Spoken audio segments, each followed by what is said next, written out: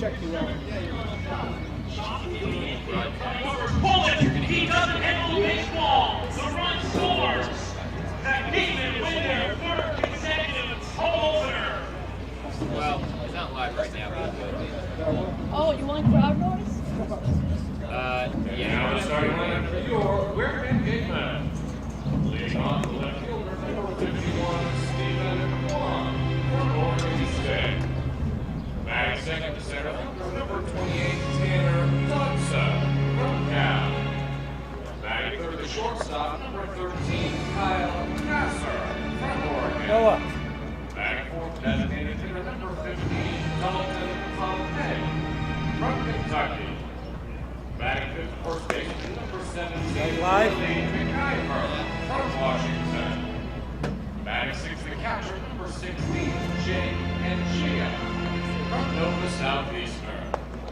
Batting seventh, third baseman, number 9, Robbie Nance from George Washington. Batting eighth, second baseman, number 10, Jeremy Moran from Long Beach State. And batting ninth, the right fielder, number 14, John Sopa from Yukon. And the starting pitcher for the game this evening is number 35, Justin Montgomery from Cal Baptist.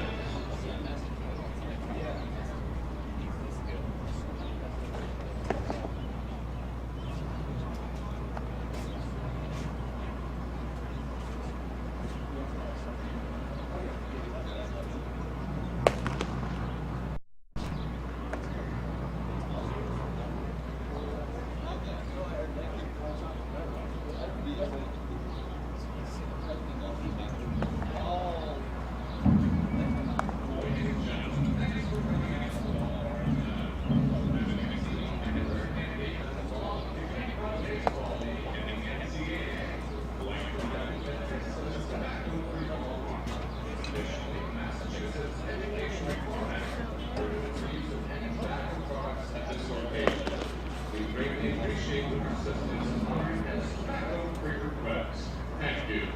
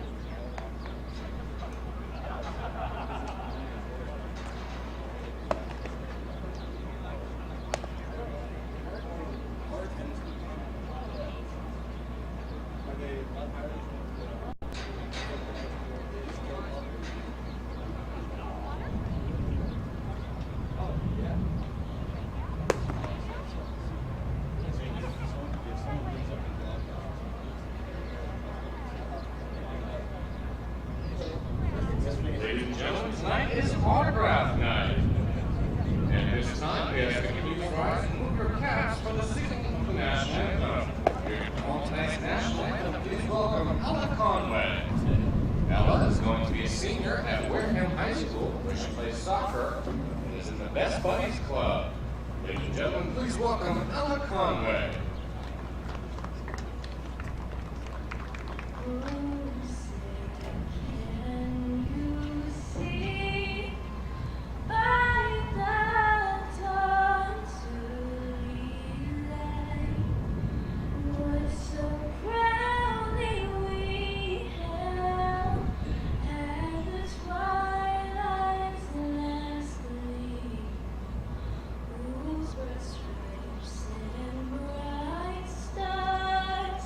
Through the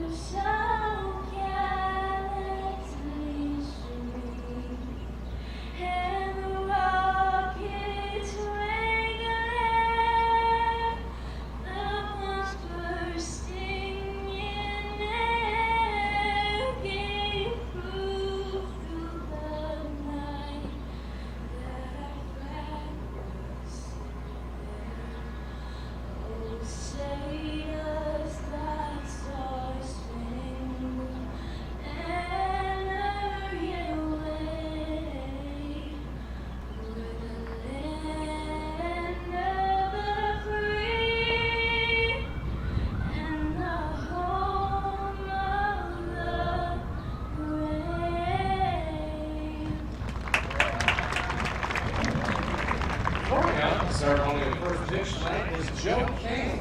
Joe is 15 years old and will be a sophomore at Upper Cape Tech with a trade in plumbing. He's been playing baseball since he's a golden man. Joe participated in the Gatemen Clinic last summer. It's the final team that the Gatemen have not seen this season here in the Cape Cod Baseball League. Game number 18 here at Spillane Field for the Wareham Gatemen. It's July 2nd. They're taking on the Yarmouth Dennis Red Sox as the first pitch is just about underway. As you see, a ceremonial first pitch to Kyle Kasser, who is in the lineup leading off today, by the way. The Gatemen coming into this game with a record of 7-10. Yarmouth Dennis looking pretty good so far this season at 10-6-1, second place in the Eastern Division behind the red-hot Orleans Firebirds, who have won 10 of their last 11 games. So, no surprise that they're behind Orleans, but they're just about as good as them, only a half game behind Orleans with that 11-6 record with a 1-point lead. We'll run through the lineup for the Yarmouth Dennis Red Sox as the Gatemen defense gets set for this beautiful Sunday evening game. July 2nd, the festivities are already starting to come on here in Wareham as fireworks have been going off both day and night. Leading off for YD is going to be Kyle Isbell in center field. Christian Koss is going to hit second. He's at second base. Alex McKenna will hit third. He's in the right. Drew Mendoza is DHing. He'll bat cleanup. Carlos Cortez out of South Carolina is in the left. He's going to bat fifth. Nick Quintana is hitting sixth. He's at third base. Luke Miller is hitting seventh. He's at first. Connor Kaiser at shortstop is batting eighth. And Cooper Johnson is catching, and he'll round out the YD order. And they're going to face Justin Montgomery for the Wareham Gatemen. Probably been the best pitcher on this roster so far for Wareham. Coming into this game, has not given up an earned run yet this season. He is one of the only pitchers left standing with a 0.00 ERA, Montgomery. And he comes into this game 2-0. He's thrown 12 innings of work, 7 hits allowed, 14 strikeouts, just 3 walks. He's got a low 90s fastball that he's been complementing so well with that breaking ball, and that's been the key to his success so far this season. He comes to us out of California Baptist University, a D2 school out there on the West Coast. As the throw goes down to second, and we're just about ready for first pitch here in Wareham. Stepping in is Kyle Isbell, the center fielder out of UNLV. And Justin Montgomery digs into his mound, gets comfortable, and gets set for Sunday Night Baseball here on the Gatemen, here on WCTV between the Gatemen and the YD Red Sox. The first pitch from Montgomery is in the dirt, and it's a 1-0 count on Isbell to start this game here in Wareham. The Gatemen started off with quite a bit of home games, or quite a bit of road games, that is, and have just been coming home recently and getting a nice stretch of home games. This one's flown out to left field. The new left fielder, Kwan, and makes the play and retires the first out, covering a lot of ground. He's got a lot of speed. We'll be seeing a lot of Stephen Kwan in the future here for the Gatemen. Isbell retired on a fly out to Stephen Kwan. Speaking of the Gatemen defense, we'll run through it really quickly. You just saw Stephen Kwan in left field. He's joined in the outfield by Tanner Dodson in center and John Topa out in right. In the infield, left to right, Robbie Metz at third, Kyle Kasser is at short, Jaron Duran is at second, and Willie McIver getting the call at first base today. Jake Anchia is catching for the guy you're looking at, Justin Montgomery, wearing number 35 in white. He's got an 0-1 count on Christian Koss. Upstairs and now behind in the count, 2-0. Koss out of UC Irvine. A lot of California guys on this YD Red Sox roster. That pitch is low and inside, and it's 3-0.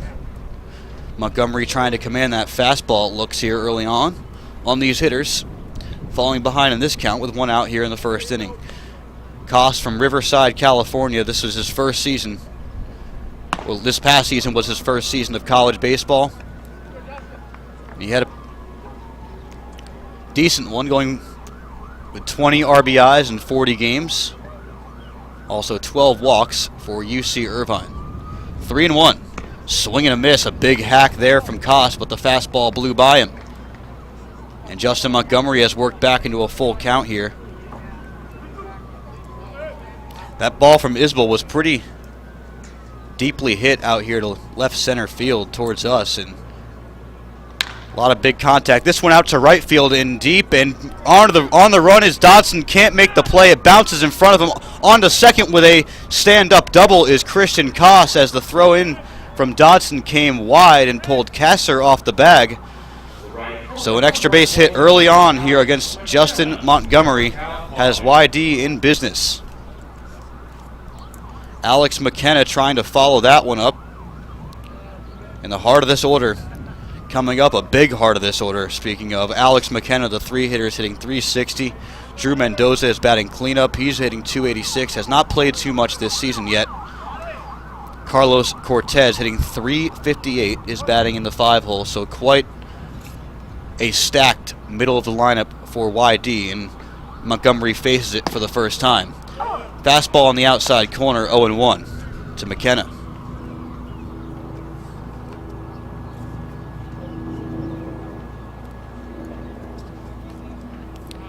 Alex McKenna out of Cal Poly.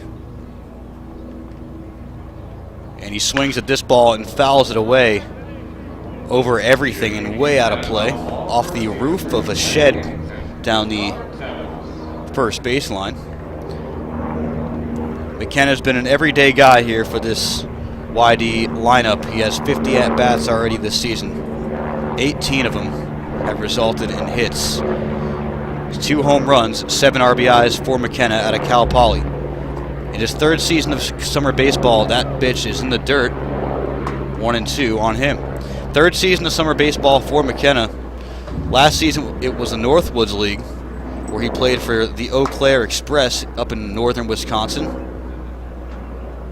That's basically Minnesota.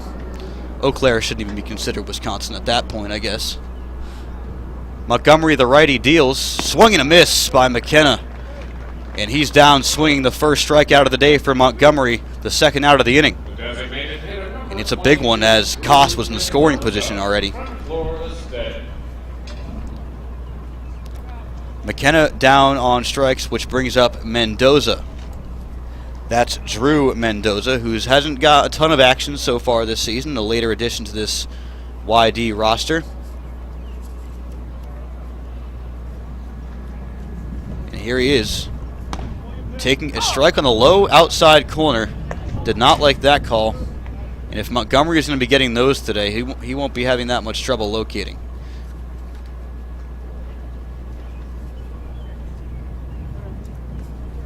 Drew Mendoza is 2 for 7 this season.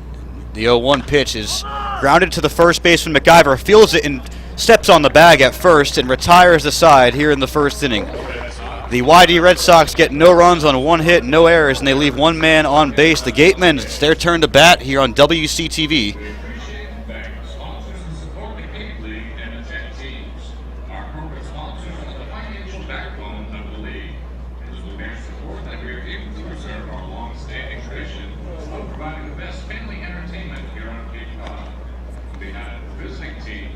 Wareham Gatemen, league officers, and the entire KDB family would like to thank our 2017 corporate sponsors.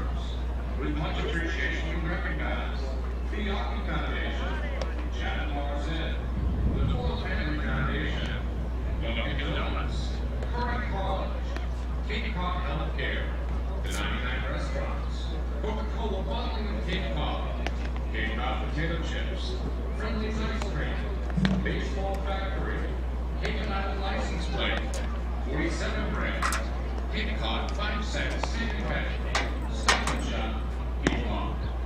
Back to you next inning of the second half of this outstanding list of those sponsors.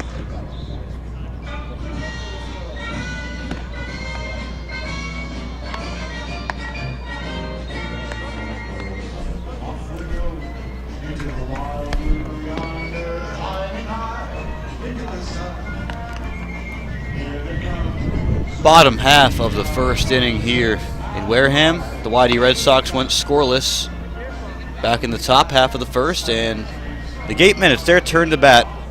And leading it off for them is going to be Stephen Kwan. He's in left field. Tanner Dodson hitting second in center. Kyle Castor's at shortstop. He'll bat third today. Tristan Pompey returning from the home run derby. He'll hit cleanup. William McIver hitting fifth at first base. Jake Anchia is catching, will hit sixth. Robbie Metz hitting seventh. He'll play third base. Jaron Duran's playing second, and he'll hit eighth. John Topa rounding out the Gateman order in the 9-hole in right field today, outside of his usual left field position. Moving over, I guess, for Stephen Kwan, who is digging in for his first career at-bat with the Wareham Gatemen. And what a player this guy is. Stephen Kwan has just about everything. Speed, hitting, fielding. All you can ask for a leadoff guy, the complete package. Hit .341 for the Oregon State Beavers en route to their 59-4 regular season. Shows bunt, pulls it back, and takes a ball. 1-0. Kwan, a Fremont, California native. And he takes that one outside. It's 2-0.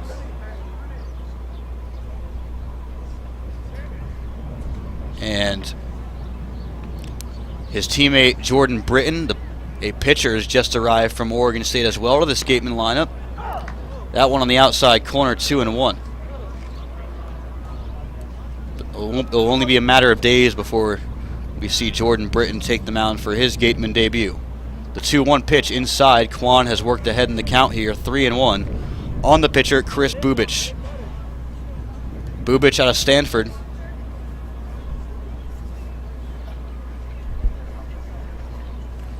The San Jose native has a 92 to 93 mile an hour fastball that you just saw right there on the outside corner. Count now full. Also adds a breaking ball in there to mix it up against these hitters. Had a 2.79 ERA in the dangerous Pac-12. Pac-12 versus Pac-12. Full count. Chopped foul towards the Gateman dugout by Kwan. Stephen Kwan, 18 RBIs this season for Oregon State. A .440 on-base percentage. And that is way up there. Anytime you can work your way on base 44% of the time, just means you're doing a lot of things right at the plate. No matter how you're getting on base, whether it be a walk, a bunt single, an infield single, punch out the other way, or a pull hit, Stephen Kwan can do it all. That's why he finds himself leading off here for the Gatemen. Still a full count on him. From a fellow Pac-12 lefty in Chris Bubich. And he throws it wide, and Kwan on down to first for a walk. A leadoff walk for his first career plate appearance with the Gatemen. So we'll have to wait for his first career at bat. But for now, his on-base percentage is now 1,000. Tanner Dodson, the red-hot Tanner Dodson, is going to try to follow that one up. And credit the guys in front of him. They've been getting on base in front of him, giving him opportunities to drive in runs. Shows bunt, kind of chased after it out of the zone. Did not work for him as the pitch was upstairs, and he did not pull back. It's 0-1. Dodson did not get too many at-bats early this season, but now he's worked himself to .452. That's the best average on this Gateman team. That one on the corner on the inside part of the plate. 1-1 on Dodson. Another rivalry right here. Stanford versus Cal. Stanford on the mound. Cal at the plate. Here's the 0-2 pitch. That one outside. And it's now a 1-2 count.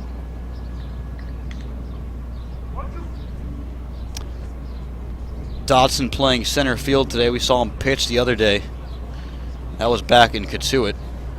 And it was a beautiful performance by him.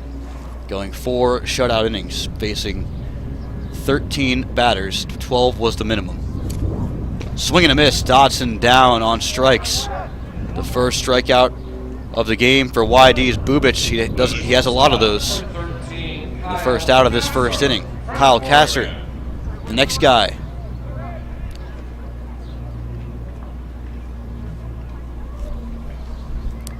And let the Pac-12 rivalries continue. Oregon versus Stanford now. We just saw California versus Stanford, and before that it was Oregon State versus Stanford.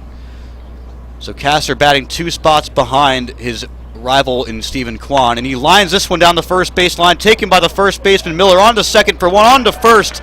The double play turned 3-6-1 as a good play by Miller there to turn the double play. The Gatemen go down. No runs, no hits, no errors, and no men left on base. We'll go to the second inning. It's 0-0 here on WCTV. Vacationing Cape Cod. Cape Cod Veterinary Specialists. Cape Cod Times. Inland Broker Real Estate. Next Radio. Yellowwood. TSA. Rawlings. Cape Cod Chamber of Commerce. Highline Cruises. Sports Picks. On Deck Sports. Barnstable Bank. Hyannis Area Chamber of Commerce. HDB Hood. Sunderland Printing. 10 Axis Bats. And of course, thank you to Major League Baseball for over 50 years of support.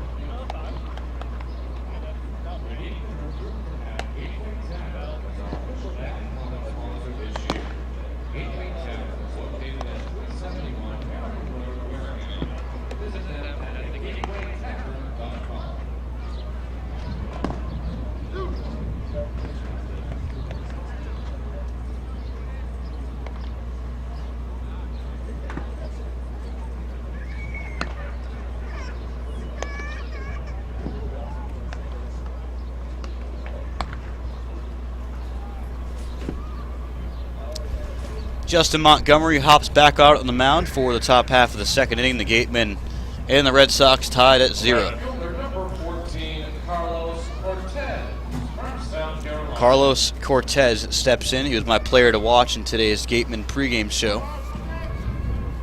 With good reason. He kind of went to the Florida Collegiate League last summer and just dominated so much that he graduated onto the Cape League 1 year later. Takes a strike. He hit over 420 at 423 last year for the Sanford River Rats of that Florida Collegiate League. Also has been hitting very well at South Carolina, 286. In the SEC East, that is a really good average, especially for a true freshman like him. He's behind in the count 0-2 after fouling that pitch away. Montgomery staring him down. And now moving into his windup on the 0-2 pitch. Outside. And it's 1-2. Making that call, close play. Home plate umpire today, James Fonseca. He's joined by James Dion at first base and Rick Emerson over there at third right now, also covering second. That ball in the dirt. The count now even at 2-2. Cortez, 19 for 53 so far, has not had much trouble adapting to the big Cape Cod League pitching.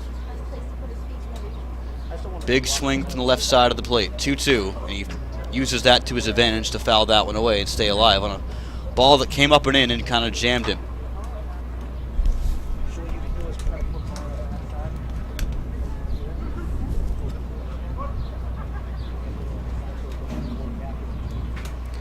Another 2-2 coming into Cortez. Swing and a miss on a pitch in the dirt. Carlos Cortez down swinging. The second strikeout of the game for Justin Montgomery. One down here in the second. Nick Quintana steps in out of Arizona.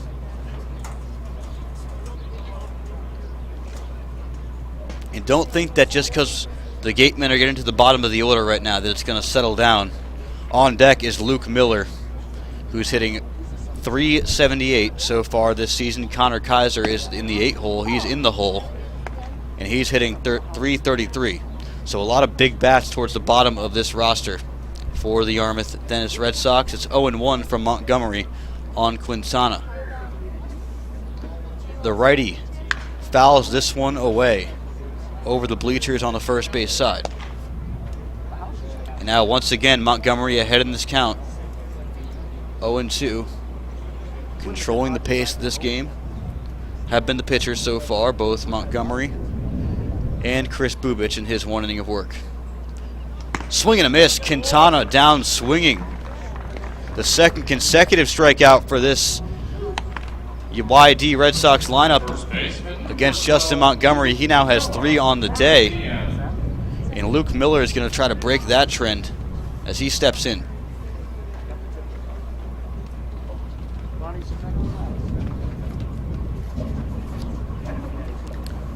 Miller on the right side. Steps in the Indiana Hoosier. A native of Indiana as well, from Muncie, Indiana, which is home to Ball State University out there. Played 57 games this season for the Hoosiers, scoring 52 runs. Was really able to guide that Indiana team to a solid season in the Big Ten. 0-1.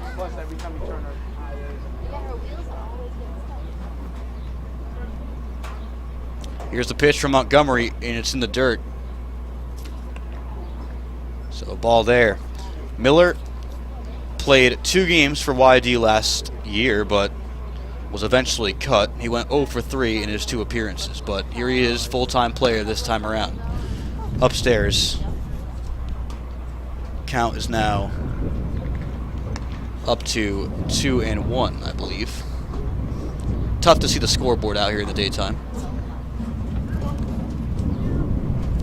Luke Miller, a former Minnesota Twins 31st round draft pick. That was this season, but decided to come here to the YD Red Sox and return to the Hoosiers next year. This one into foul territory. On the run was the second baseman Duran using those wheels, but he's unable to get there as it bounces off the fence.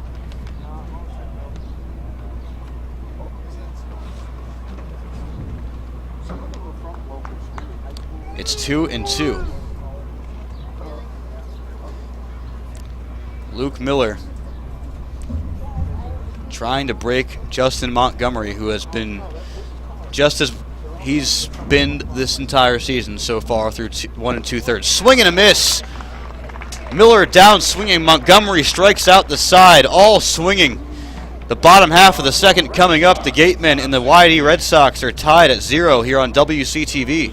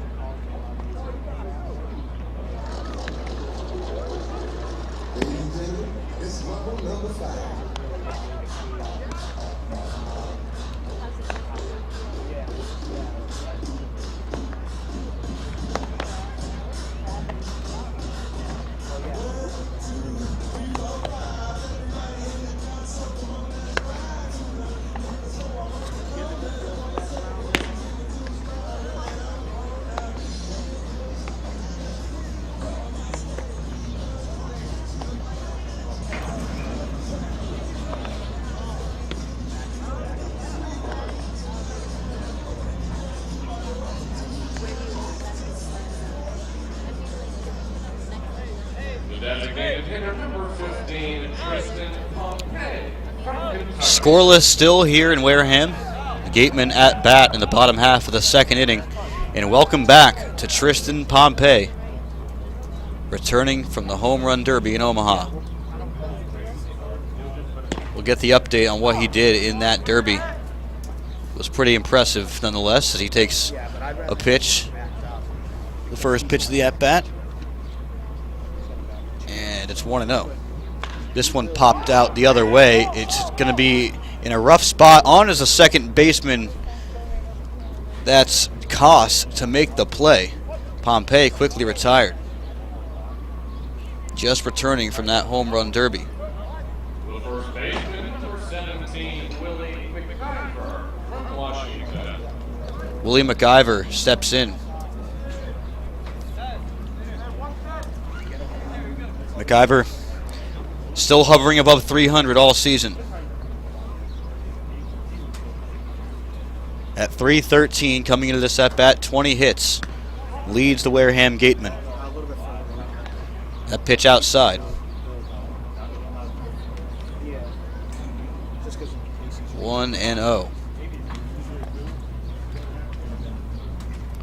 That pitch is low. McIver now working ahead of the count, 2-0.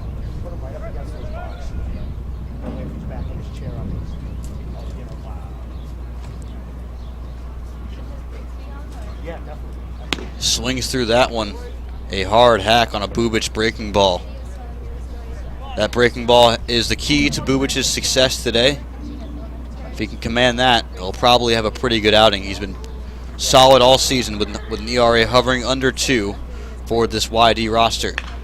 Fouled away by McIver. When I look at Bubic's delivery, reminds me a lot of CC Sabathia, except the fact that Sabathia has all that extra weight to carry. Bubic in a lot better shape, no offense to Sabathia, but has that big leg kick and pulls his arm way back there to protect that pitch, not exposing what he's going to throw there to McIver. Now he's facing a full count to the Washington Husky. McIver has 8 RBIs this season, including an RBI groundout in yesterday's game. Fouls it away, staying alive at a full count.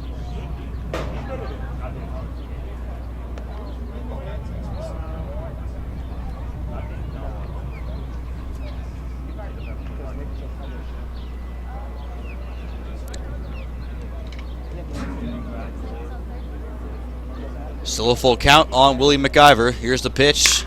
Grounded to the shortstop. Almost makes the play as Kaiser, but it bounces off his glove and then into the shallow grass in left field. So McIver is on first. It's the first hit off Bubic of the day for the Gatemen. And it might be an infield single, but it counts. Anything they can get on this elite Stanford pitcher, they'll take. Jake Anchia is going to step in here with 1 out, 1 on here in the second inning.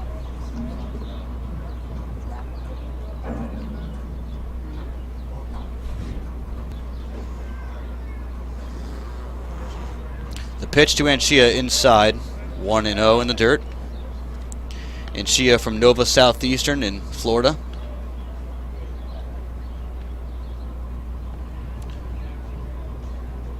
Has a big swing, always swinging for the fences. It might look like that on your screen, and it's true.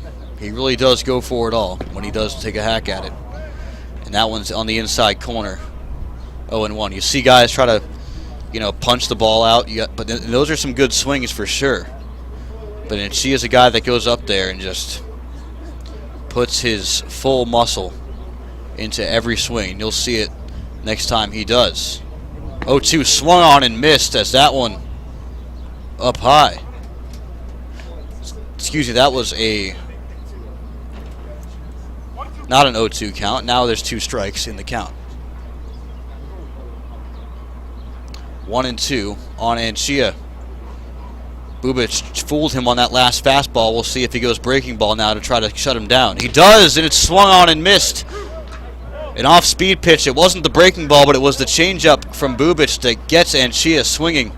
Utterly fooled by those 3 different speeds. And Robbie Metz is the next guy to step in after Anchia goes down. The second strikeout of the day for Chris Bubic.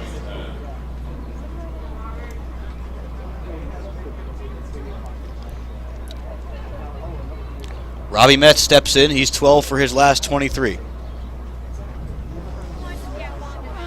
Got the night off yesterday. This one's lined to the shortstop.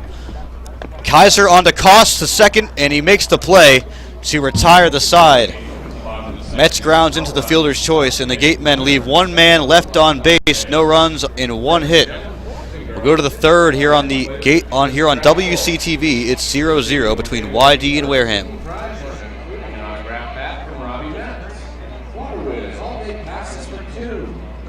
Dental Neck Massage Therapy gift certificate. A Highline Barber Cruise in Hyannis. A PC Network Guys gift certificate. A Highline Canal Cruise for 2. Sand Surf Mini Golf for 2. Hyannis to the Nantucket Steamship Authority round trip for 2. Buzzards Bay Eagles breakfast for 2. Friendly's gift certificates. Kentucky Red Sox general admission seats. Pair of Kentucky Red Sox box seats. And of course the grand prize, the raffles earnings. Tickets tonight sold by Gatemen pitchers Andrew Ryan and Grant Wolfred. They'll be joined by Gatemen interns Hannah and Abby. Take a chance, support the Gatemen, and win some great prizes in tonight's 50-50 raffle.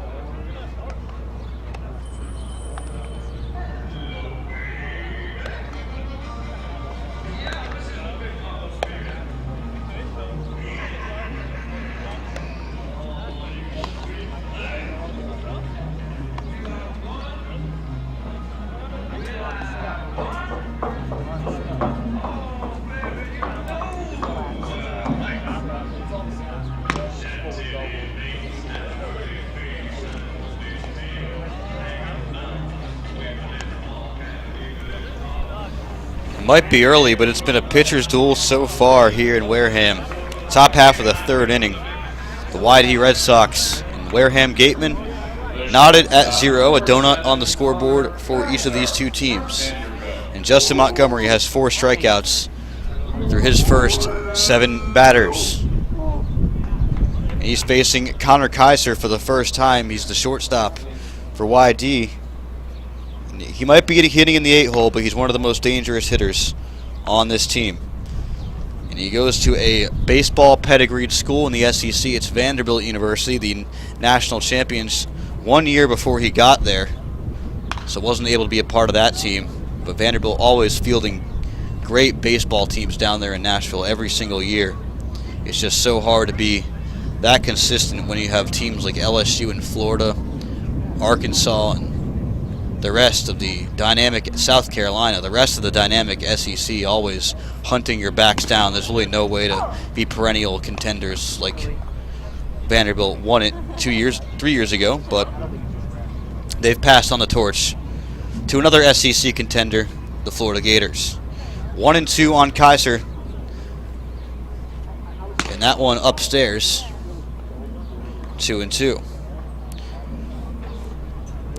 One thing to keep an eye on, Kaiser struck out quite a bit at Vanderbilt. Also was able to work 25 walks this season, but did strike out 50 times. This one's a ball. And the count now at 2-2 on Kaiser. Came to Vanderbilt via Overland Park, Kansas, which is also the home of the Gatemen's pitcher Miller Hogan at St. Louis University, so they might know each other out there from the same town in Kansas. Grounded to shortstop, Kasser on to first, and it's not in time. Kasser fielded it and fired it on a hurry over to the first baseman, McIver. McIver made the stretch, but could not get it in time to beat Kaiser. An interesting call there from the first base umpire, as now head coach Don Sneddon out to talk to the first base umpire, James Dion. And it did look like he was out from our camera angle out here for sure. I'd hate to sound biased in favor of the Wareham Gatemen, but from an objective standpoint, it looked like he was out. But there are no replays here in the Cape Cod Baseball League. He will be safe. Don Sneddon just getting some verification from James Dion there at first base. So Kaiser on first now with a leadoff single. That's the second hit off of Montgomery today. The first was an extra base hit by Christian Koss back in the first inning. And Cooper Johnson steps in. The first pitch is outside, and Anchia fakes the throw down to first base to McIver. And scurrying back in time is Kaiser before the throw even came in.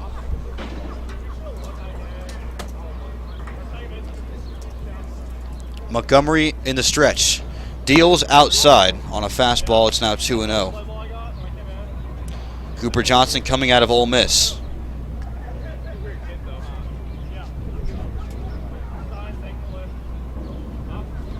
And if I'm not mistaken, he played for a different team in the Cape League before YD. I just have to find out which one it was. Doing that research right now. It's 2-0, and that one in the dirt, 3-0. So 3 consecutive balls from Montgomery after his defense was unable to help him out with that last play from Connor Kaiser. Kaiser grounded to Kasser, and Kasser was unable to beat Kaiser at first.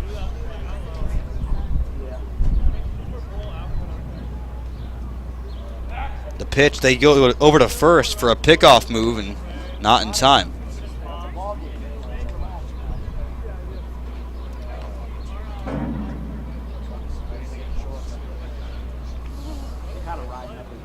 Here's the pitch from Montgomery.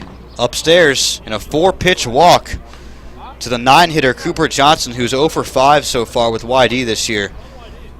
And now first and second, nobody out. As you see Kyle Kasser talking to Connor Kaiser. Shortstop on shortstop. 1 letter difference in their last name. And those are 2 players that probably aren't familiar with each other. Kasser in Pac-12, Kaiser in the SEC. But who knows? Baseball connections all over the place, especially here in the Cape Cod League. A lot of these guys have seen each other.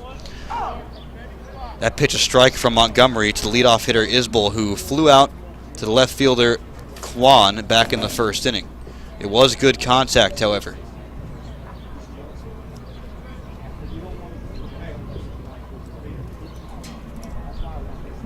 Montgomery looks at the runner at second, now fakes a pickoff attempt, but holds on to the ball at the mound.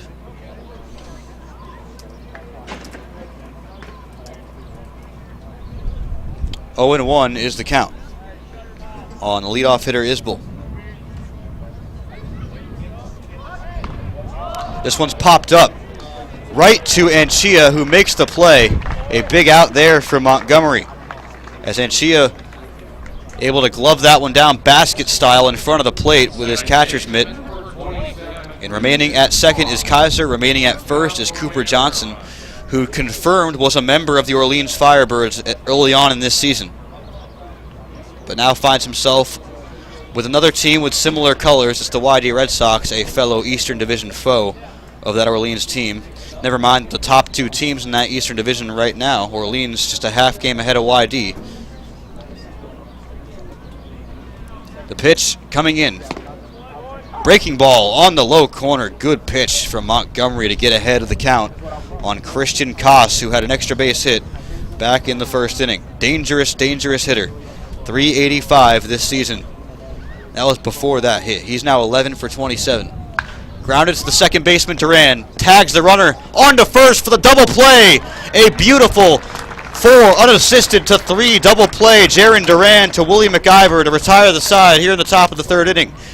No runs on 1 hit, no errors, and they leave 1 man on base. We'll go to the bottom half of the 3rd. No score here on WCTV.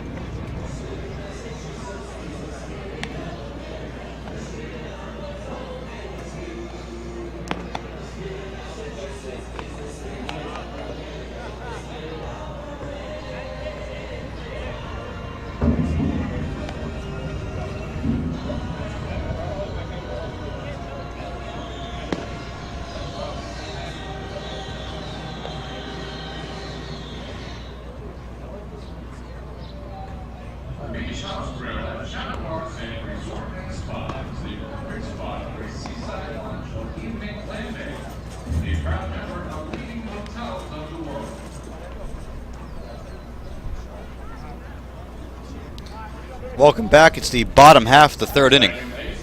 The Gatemen and the YD Red Sox tied at 0. Jaron Duran and John Topa are the first two hitters due up. They're the final hitters in this Gatemen lineup, who have yet to see Chris Bubich on the mound still, the lefty out of Stanford University, facing Jaron Duran. Duran shows bunt, pulls it back, but takes a breaking ball on the outside corner, 0-1.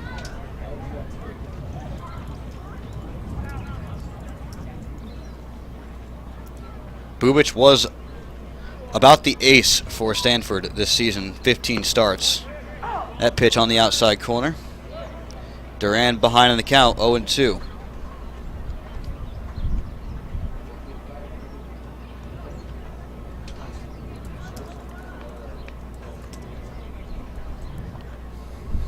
On Duran, who went 3 for 3 from the 8-hole yesterday. On the outside corner, called strike 3 on Jaron Duran. He's up and down on 3 pitches. The third strikeout for Chris Bubich. Now he's got to face John Topa. The UConn outfielder playing right field for the first time this year. Been playing left every single game for the Gatemen so far. Moved out to right so Stephen Kwan can get into his normal position. Line to third. Good play by Quintana. Fires to first in time to beat John Topa. Robbery there as a great play diving to his left by Quintana to get Topa out. Almost caught that one on the fly. So quickly 2 outs for the Gatemen. And Stephen Kwan, who is 0 for 0 in his Gateman career, with a 1,000 on-base percentage with that first inning walk, steps in.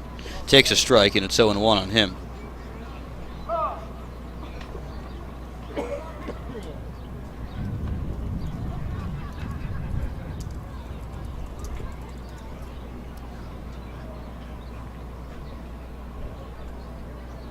The pitch to Kwan. Line down the line the other way for a base hit.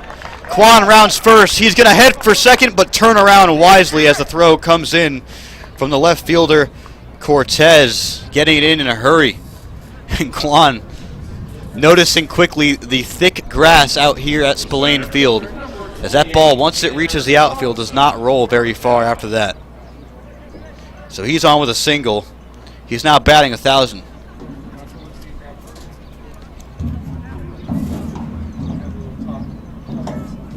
Tanner Dodson steps in. Struck out swinging back in the first inning.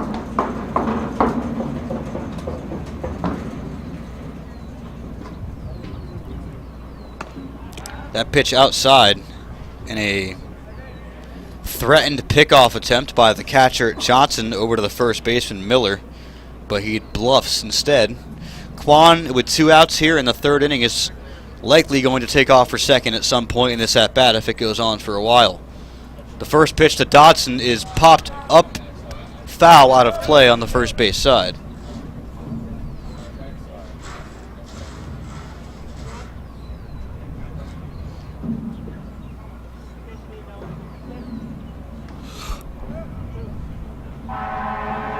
Dodson steps out and takes a few practice swings as Bubich working in the stretch.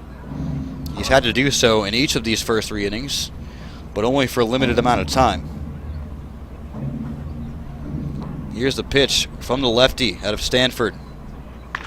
Line down the line, foul. As these two Bay Area products, Palo Alto versus Berkeley, right now facing off here in Cape Cod.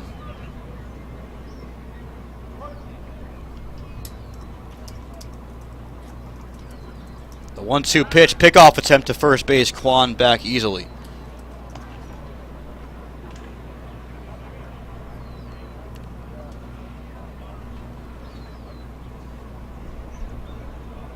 Bubich looks down his catcher, gets the call, and ready to fire a 1-2 pitch at. Runner goes, pitch is high, and the throw is high. Into second with a stolen base is Stephen Kwan, and he's in scoring position for Tanner Dodson. He'll probably score on anything hit to the outfield with that speed. So Quan already showing off his skill set. As it's all Pac-12 right now. Runner at second is out of Oregon State. Pitcher is out of Stanford, the second place team in that Pac-12 behind Oregon State. And the hitter out of Cal, who finished 6th this season. Strike 3 on the inside corner. Dodson down looking. And the side is retired here in the 3rd inning. The Gatemen get no runs on 1 hit, no errors, and they leave 1 man in scoring position. We'll go to the 4th inning on WCTV. It's nothing. Healthcare, the leading provider of healthcare services for residents and visitors of Cape Cod, with 2 acute care hospitals and more than 450 physicians. For more information, please visit CapeCodHealth.org. Cape Cod Healthcare, expert physicians, quality hospitals, superior care. The Wareham Gatemen and the visiting team, the Cape Cod Baseball Team and an NCAA, from good sportsmanship by student athletes, coaches, and spectators. We request your cooperation and positive support of the participants and officials. Profanity, racial or sexist comments, or other intimidating actions directed at officials, student athletes, coaches, or team representatives will not be tolerated and grounds for removal on this ballpark.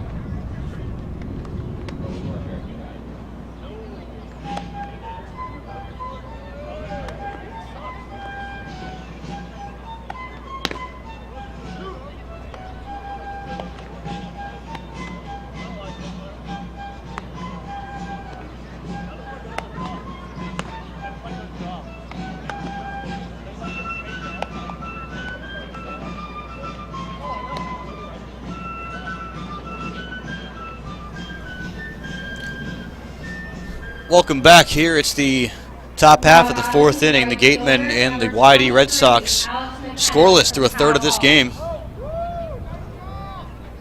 And Alex McKenna is the leadoff hitter for YD against Justin Montgomery.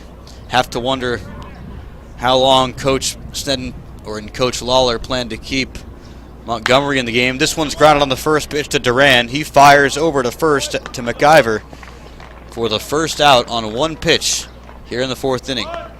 That'll help Montgomery, keeping that pitch count down, as he's only faced 11 batters, now 12 after that. And Drew Mendoza out of Florida State is going to step in. A dangerous college baseball program this season. A lot of good schools down there in Florida. Of course, Florida State was the ACC champion this year, kind of the underdog going into the ACC tournament, but came away victorious over the University of North Carolina. Impressive stuff from the Seminoles there. Mendoza hit .270 for them this season. Takes that pitch inside.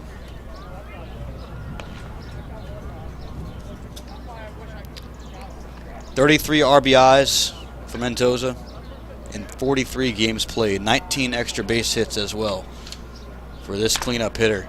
Fouled away.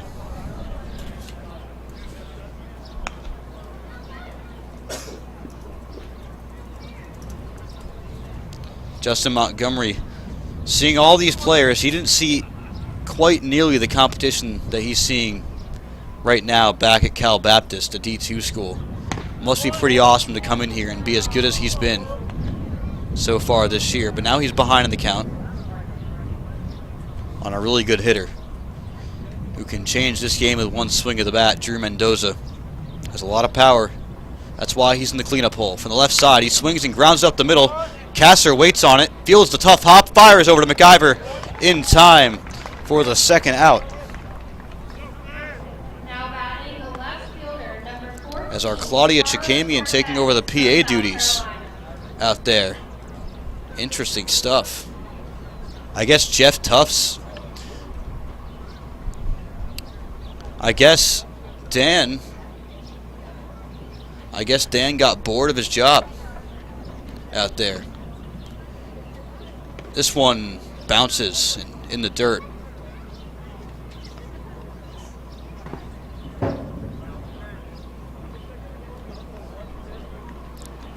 One and 0. It's Carlos Cortez. He's 0 for 1 with a strikeout. Was part of that hat trick of strikeouts for Montgomery back in the second inning when he struck out 3 consecutive batters, all swinging. It was a 5-6-7 hole. Cortez hitting from the 5 hole, 2-1 on him, with 2 out here in the 4th. It's been a quick inning. This one's popped up. Down the first base side, McIver gets under it and makes the play in foul territory to retire the side. A 1-2-3 inning for Justin Montgomery. He's looked pretty good so far. The Gatemen trying to get him some run support in the bottom half of the 4th here on WCTV.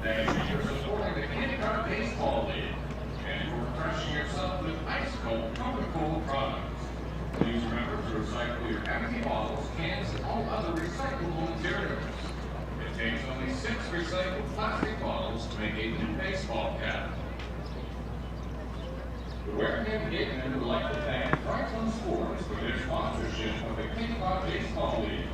Franklin is yet again proud to be the official batting club of the Cape Cod Baseball League.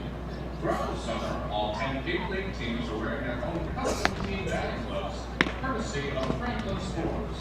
To order your favorite team's design or to create your own, visit franklinsports.com/custom. Enter code CCDL20 for 20% off your purchase. From Cape Cod's major leagues, it says here to make the love wear Franklin gloves.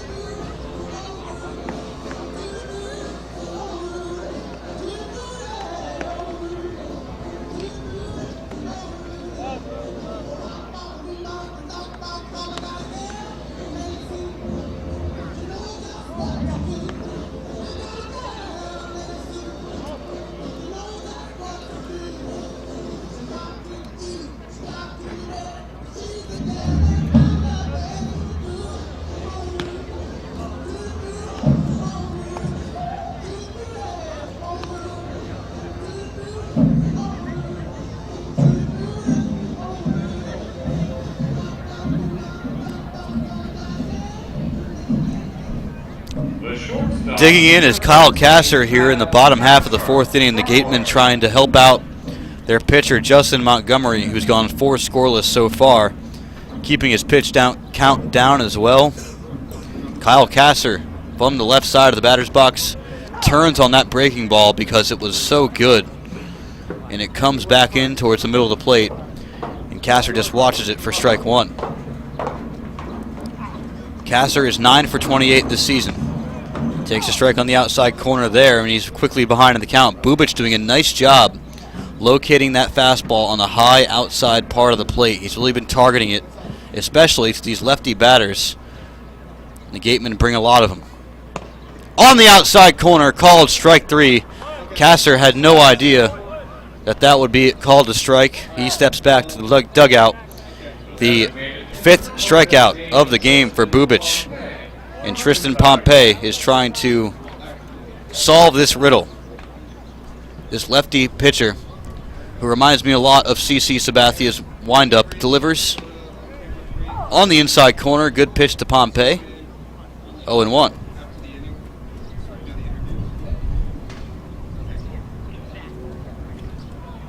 Pompey swings and misses at that breaking ball, and it's 0-2. Tristan Pompey did come up short of the home run derby crown this year, but a lot of great sluggers out there.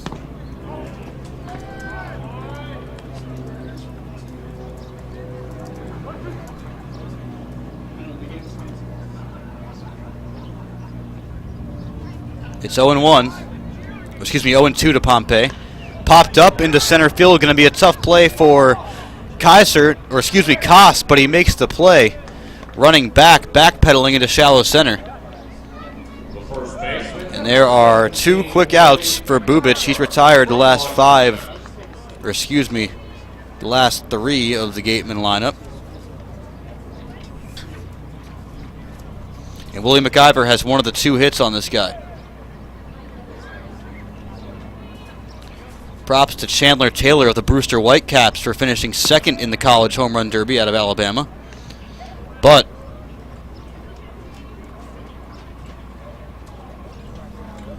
Moorhead State's Nico Holsizer came away with the crown. Pompey will accept the participation trophy, of course. Also, Logan Davidson of the Falmouth Commodores was in that game, as well as Griffin Canine. This one on the inside corner, 2-1.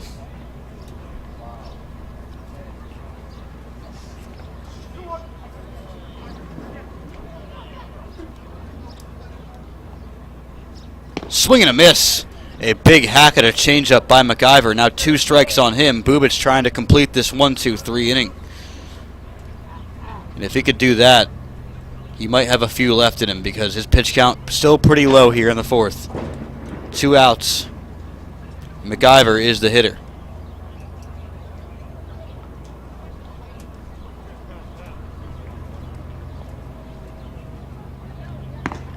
That one's outside, staying alive, and now working a full count. So Griffin Canine, you saw he wasn't in action against Wareham back in Kitsui. That was on Friday. That was because he was at the Home Run Derby along with Pompey. Popped up, shallow center field. Coming on is the second baseman, and he drops it. A diving attempt from Koss, and into second is Willie MacIver. A crazy play there as the ball kind of in no man's land between the shortstop, second baseman, center fielder, and left fielder Cortez. They were all there, but none of them really had a clear path to the ball, as that one kind of just right in the perfect spot for MacIver to drop that one in there. And they'll probably score that a double, if I were to guess. Not a single, not an error. So MacIver with the first extra base hit of the game for the Gatemen.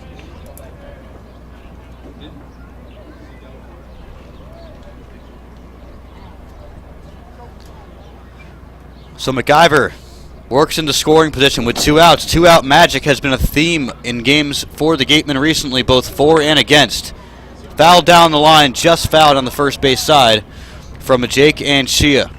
Struck out swinging in the second inning.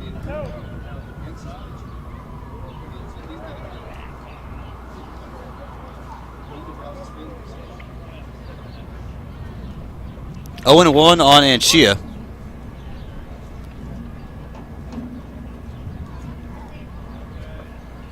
17 home runs for the D2 Nova Southeastern Sharks down there in Florida.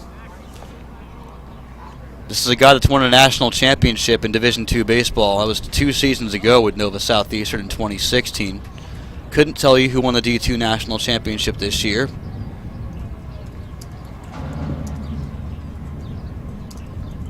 One and one.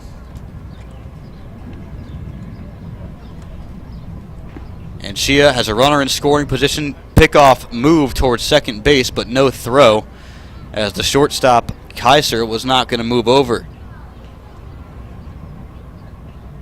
And a warm congratulations to Westchester College on defeating UC San Diego earlier in June to win that D2 national championship, knocking off Nova Southeastern. Driven out to left field and deep. Forget about it. A shot for Jake Anchia. A 2-run bomb, and it's 2-0 Wareham here in the 4th inning. That one over. Completely cleared the Yarmouth Dennis bullpen. And Shia showing off some of that power he possesses right there. His 3rd home run of the season.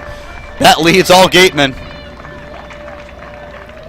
And they're out with the first runs on the board in this game. It's 2-0. That's got to be fun for Willie MacIver to be on base for that and just see his teammate Anchia just fire one out to left. The fellow producers and fellow WCTV guys up here are shocked at what Jake Anchia just saw. That was certainly a bomb. Over the bullpen, almost hit one of the camera operators down there. That one outside for a ball. The new hitter is Robbie Metz. And I don't think Metz possesses the power to hit one where Jake Anchia just hit that. Pitch is low. 2-0 on Metz. So now Bubic has to recover from that. He was lights out for the first few innings of this game, but a quick double on a tough play in center field. And then Anchia takes advantage of the extra batter and fires one out to left. That pitch was on the inside corner on a breaking ball. Mets back into a 2-1 count. Grounded into a fielder's choice to end the second inning. For his first at bat, here he is again, the George Washington Colonial. Swing and a miss. Might have fouled it away behind home plate. Now the count runs to 2-2 on Mets, who got the night off yesterday against Bourne, but 2 nights ago against Catuit, he was in the lineup and he was a presence. 2 for 5 with a triple, a run scored, and 2 RBIs. Swing and a miss. Mets down swinging. That ends the 4th inning, but a 2-run shot from Jake Anchia gives the Gatemen a 2-0 lead. YD trying to respond in the top half of the 5th here on WCTV.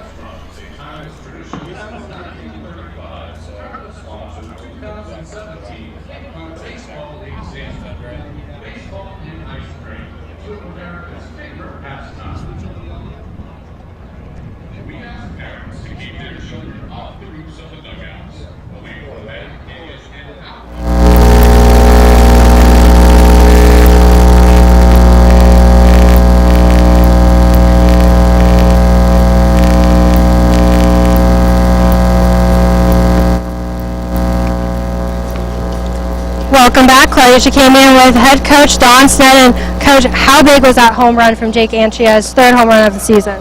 Well, right now it puts us ahead, so we got to have a run. The guy's pitching tough, throwing a lot of off-speed pitches, and got a very friendly umpire behind the plate, and we have to make an adjustment to that.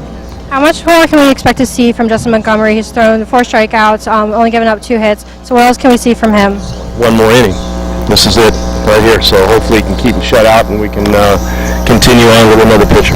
What else do you want to see from your hitters? They got that timely hit. Jake got that home run, so what do you want to see from them the rest of the game? Well, they're going to have to adjust his off-speed pitch. He's throwing off-speed pitches and fastball counts, so we just got to look for that a little bit and see if we can get a rally going. Great. Thanks, Coach.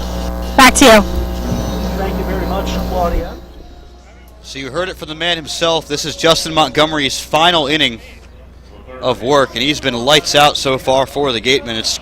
He's held the YD Red Sox scoreless.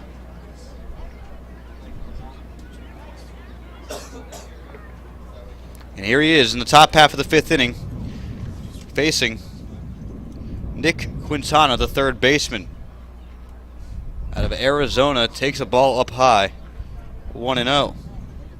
An update from around the Cape League quickly. Catuit leading Hyannis 7-1. That's big because Gatemen currently battling Hyannis for that last position in the Western Division. On the outside corner, good pitch from Montgomery to bring it back to a 1-1 count. Chatham and Harwich are tied at 2. That's in the 4th inning out there at White House Field. In Eldridge Park in Orleans, the Red Hot Firebirds lead the Brewster Whitecaps by a score of 2-1. That's in the 3rd inning. In Bourne and Falmouth just underway, but the Bourne Braves at home at Doran Park getting the early lead in the 1st inning. It's 1-0 there over the Falmouth Commodores. Here in Wareham, it's 2-0 Gatemen. Breaking ball on the outside corner. Painting the black there is Montgomery. He's really been good getting those corners. The count now runs to 2-2 on Quintana. Struck out swinging back in the 2nd. Breaking ball just inside on the Arizona Wildcat. Thanks, guys. Appreciate it. All right. Good luck today. Yeah, I don't have. That's okay. Sorry, That's guys. okay. Good luck this season. Thank you. Thank you. Here's the pitch from Montgomery. Breaking ball up the middle for a base hit. A good piece of hitting there from Quintana, waiting on that pitch. Fires it out to center. And that's the limit. It's been limited hits for the YD Red Sox on Montgomery, and he's been spreading them out, keeping them from each other. But Quintana's leads off this 5th inning. That's the first leadoff hit. Excuse me, that's the 2nd leadoff hit for YD this game. They've had one back in the 3rd inning from Connor Kaiser. Luke Miller steps in 0 for 1 with a strikeout. Takes a ball low.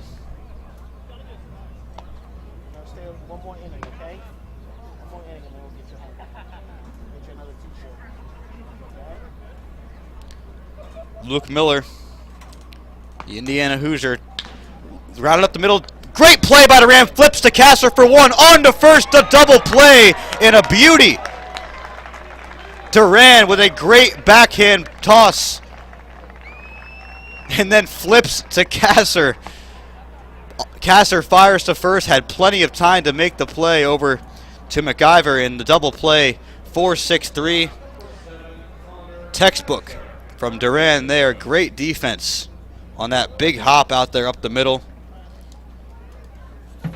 Helping out Justin Montgomery, and the bases are clear for Connor Kaiser, who has a single today.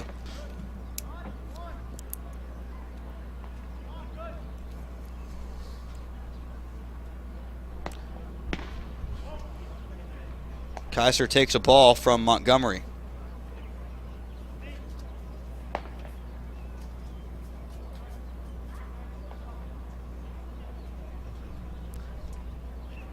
He's got to love seeing that.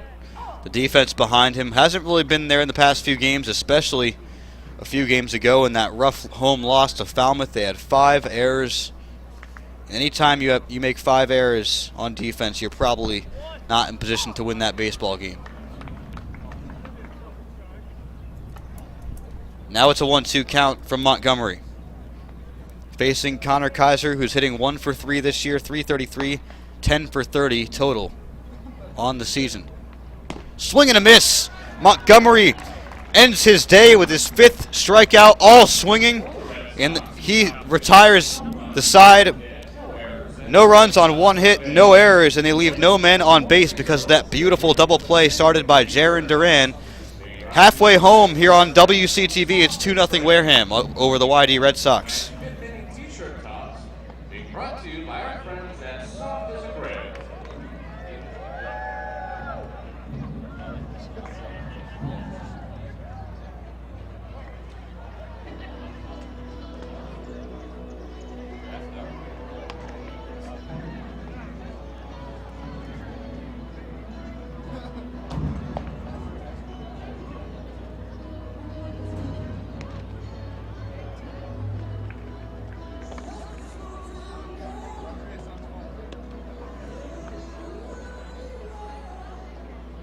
Also at this time, I'd like to recognize our outstanding list of loyal local sponsors. A very special thank you to our friends at Soft is Great, Wareham Crossing, AG Makepeace, Reed Soil, BB's Bar and Grill, Gateway Tavern, Merrill Lynch, the law office of Lang, Exafars, and Buller, as well as Coastal Orthodontics.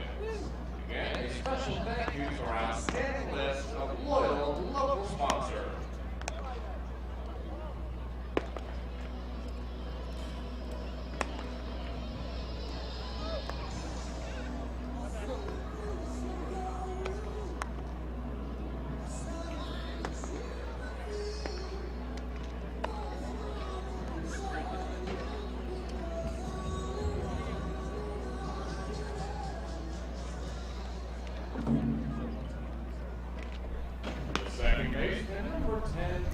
Jaron Duran just flashed the glove out there up the middle in the last inning to start that double play. And here he is on the left side of the plate to face Chris Bubich back on the mound after giving up a 2-run shot to Jake Anchia in the 4th. Duran 0 for 1, struck out looking back in the 2nd on an outside fastball. That outside corner has really been called quite leniently by the home plate umpire James Fonseca today. That pitch is low, and it's 2-0 on Duran quickly. And anytime you put him on, he's immediately a threat to get into scoring position via a stolen base. He'd like to do that to start this inning. Pops this one up down the third base line behind home plate and out of play over the press box. Now 2-1 on Duran, hitting .258 this season coming into today. That was 8 for 31. Including that 3 for 3 performance yesterday.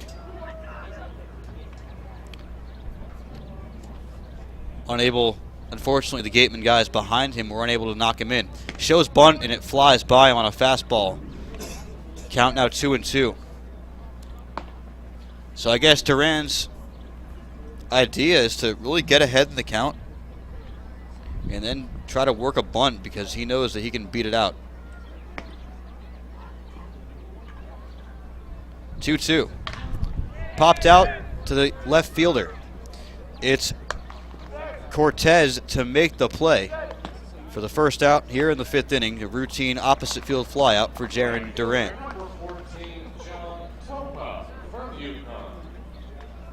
John Topa, the 9-hitter today. Haven't really seen him in that spot of the lineup so far this season. He's mostly been between 5 and 7 as the season's gone on, but here he is at the bottom of the order. The right fielder takes a strike on the outside corner, wanted it to be called low, but he's disappointed by that call by Fonseca, as that outside corner being exploited by Blue behind the plate today. That one called a strike on the inside corner, a little bit low, but Topa not getting these close calls right now. Anytime you maybe yell at an umpire or give him a little bit of an attitude, he's not going to give the calls your way, and that might be what's going on. 0-2 fouled away by Topa, staying alive, knocking that one down the first base line.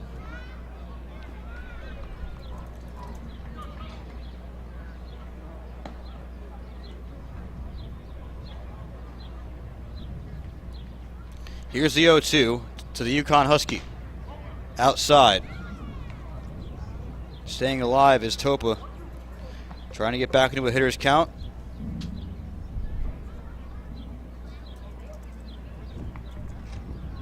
Swing and a miss by Topa. He's down swinging on a changeup from Bubic. He's been impressive today with those strikeouts. That is his 7th.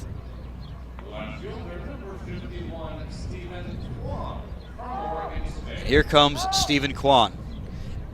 Speaking of which, it's a great crowd here in Wareham today for this Sunday evening game, a big opponent.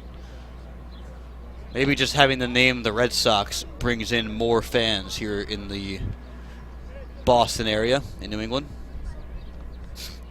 It might not, but who knows? It probably could. The kids might like seeing the team called the Red Sox come in here to Wareham. Different logo, same home uniforms. You'll see those when the Gatemen travel to YD. That'll be for the first time on all the way on July 21st, and then again on July 23rd, the day after the All-Star game here at Spillane Field.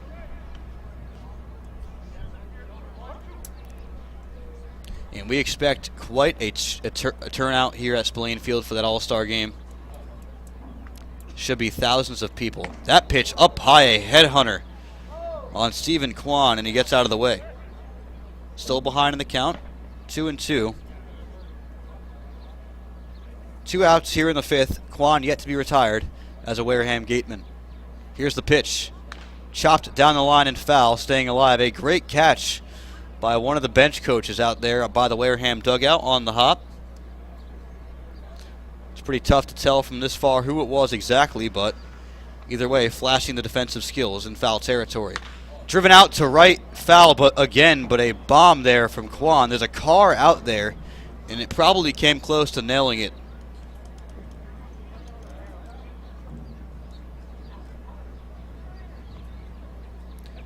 The lefty Kwan working a 2-2 count, grounded to the second baseman Koss over to Miller, and the side is retired here in the 5th inning. No runs, no hits, no errors, and no men left on base for the Gatemen in the 5th. The YD Red Sox trail by 2. They're coming up in the 6th on WCTV.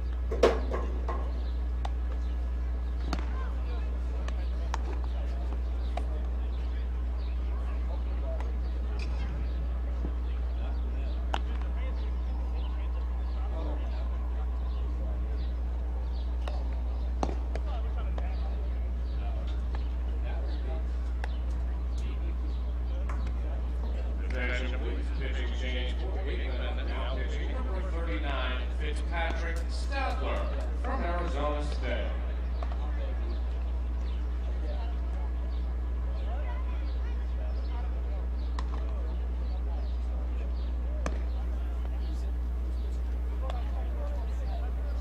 Welcome back here. It's the top half of the 6th inning. Justin Montgomery goes 5 scoreless innings of beautiful pitching. Strikes out 5 batters, 1 walk, 3 hits, no runs. His ERA remains at 0 for Justin Montgomery. His replacement is Fitz Stadler. And Fitz, the big righty, coming into this game in relief for Montgomery. A big spot here as the Gatemen still only have a 2-run lead. The YD Red Sox, with a big, powerful lineup, could come back at any time.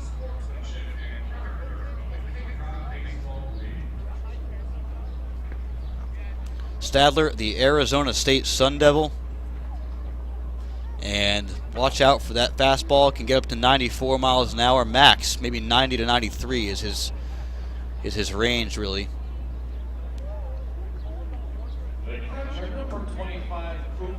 That fastball is his go-to pitch. Has some movement. And he's going to face Cooper Johnson, the catcher.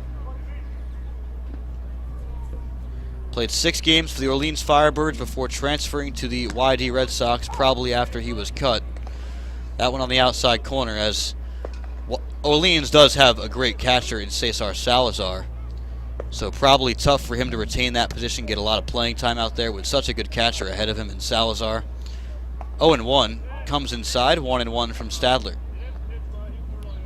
The complete pitching performance is something that the Gatemen have been lacking this season. It's really been a reason. It was the reason they lost to Bourne yesterday. Matulovic and Mason Fioli. That one called a ball up high. Looked like a good pitch from Stadler, but Fioli and the starter Matulovic yesterday went a few good innings, but then kind of collapsed. They lost the command of the curveball and started just chucking fastballs in there. Grounded to down the line towards third, but foul. Of course, the Gatemen fell in that game last night to the Bourne Braves 6-4. This is really the first big homestand they've had. As it's today, it was yesterday against Bourne, today against YD, tomorrow against Catuit. Reminder that you can listen to that game and watch on WCTV. Strike 3 swinging, and they tag him out at the plate. So Fitz Stadler strikes out the first batter he sees. It's Cooper Johnson, who's now 0 for 6 as a YD Red Sox. The 6th strikeout of the game for the Gatemen pitching staff. The YD Red Sox defeated the Brewster Whitecaps 7-4 yesterday. That one was shortened in 8 innings because of darkness. YD with a late rally in the 7th inning, scoring 4 runs. Line to the second baseman, played by Duran. Fires to McIver for the second out. That was Kyle Isbell at bat. He's quickly down. He's now 0 for 3. Rough day for the leadoff hitter in Isbell, who came in 293. But he's now, instead of 18 for 61, is 18 for 64 now. He's the RBI leader on this YD roster with 11. But Christian Koss is the next guy, doubled in the first. Grounded into a double play to end the third.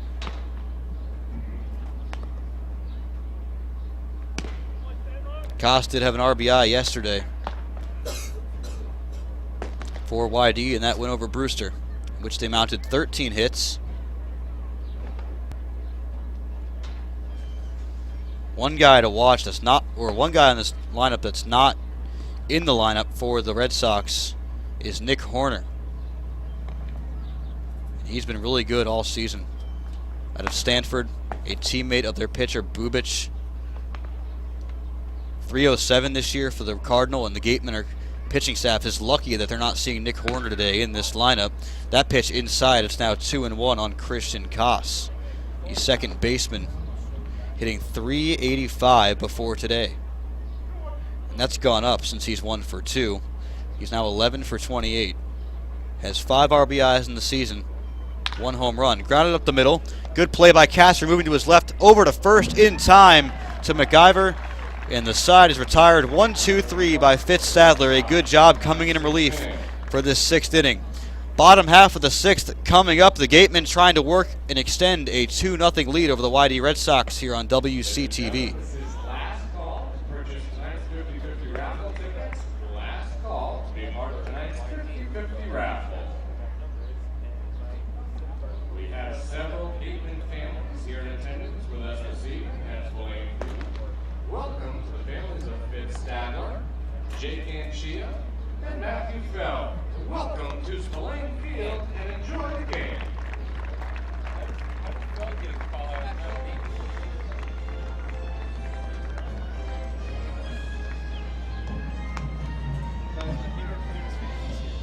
I apologize.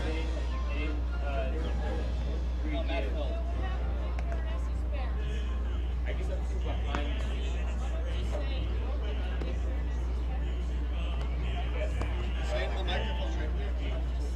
Yeah, that's a good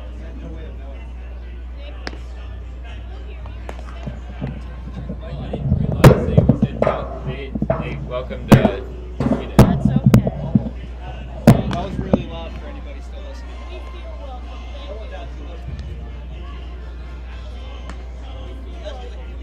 We don't. I wish we did. That'd be fun. Okay, so we assume that my mom is watching at all times. That's the only shirt. 16's still gonna be able to work. Yeah, it is. Our picture is still.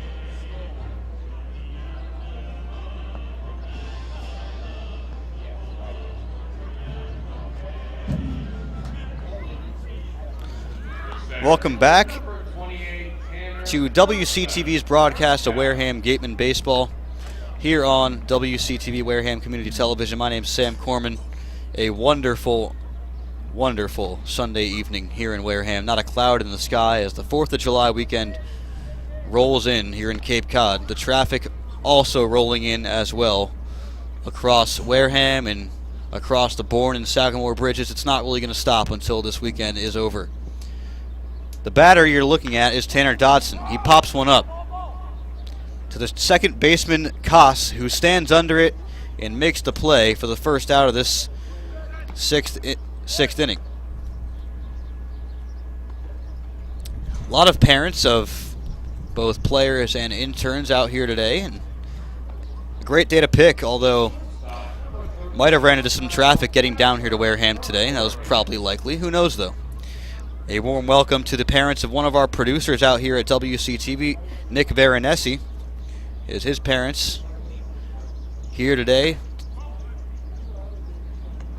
And a warm welcome to the family of the Gateman beat writer Matt Feld, also in attendance. Tanner Dodson just popped out to second, and now popping out to short is Kyle Kasser, 2 away. Quick 2 outs on 2 quick little snubbed hits out to the infielders for the 2 and 3 hitters, Dodson and Kasser. And Tristan Pompey would like to get something going, as now it looks like a pitching change could be coming in, and they will get the call from the bullpen as Chris Bubich's day is done. We'll get the info on the new pitcher after this here on WCTV.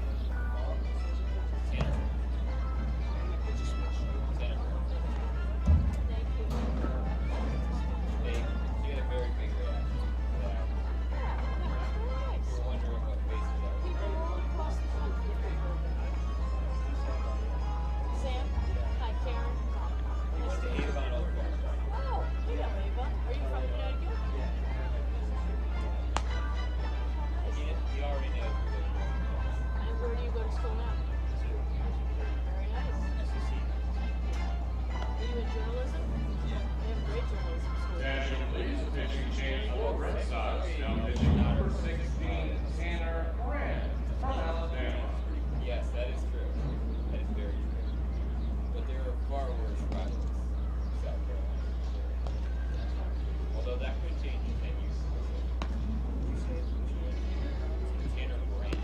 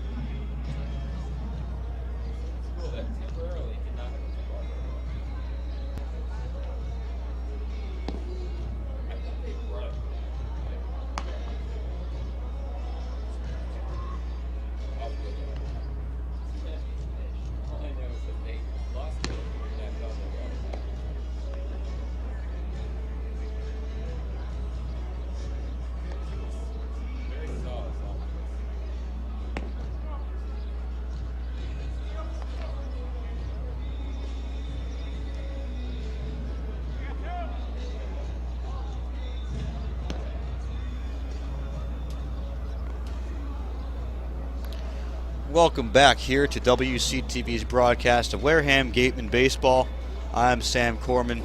Here it's the top half of the 6th inning, and Chris Bubich got 2 quick outs on 2 pitches to retire Dodson and Kasser. But they decide to go to the bullpen, and it will bring out the righty Tanner Graham out of the University of Alabama, Birmingham.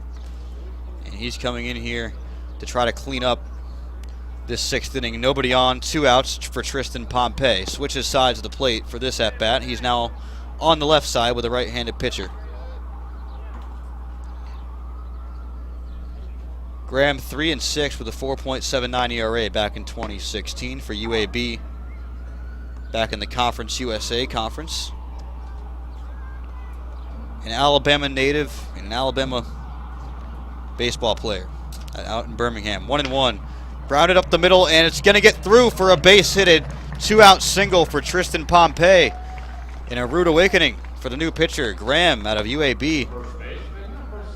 Puts the first Gateman runner on in this inning. And William McIver, who already is 2 for 2, is going to step in here. McIver is 22 for 66 this year. That's a .333 average, if my math is correct. Impressive stuff all year from McIver. Started at about a 400 clip, but obviously it's going to cool down. There's no way someone's hitting 400 all season here in this league with the great pitching that is here. Line the other way. It's going to get through for a base hit. Slows down in the outfield. Taken by the right fielder McKenna. Advancing to third is Tristan Pompey on a 2-out single from McIver. And Tanner Graham has come in here and given up 2 hits on 3 pitches thrown.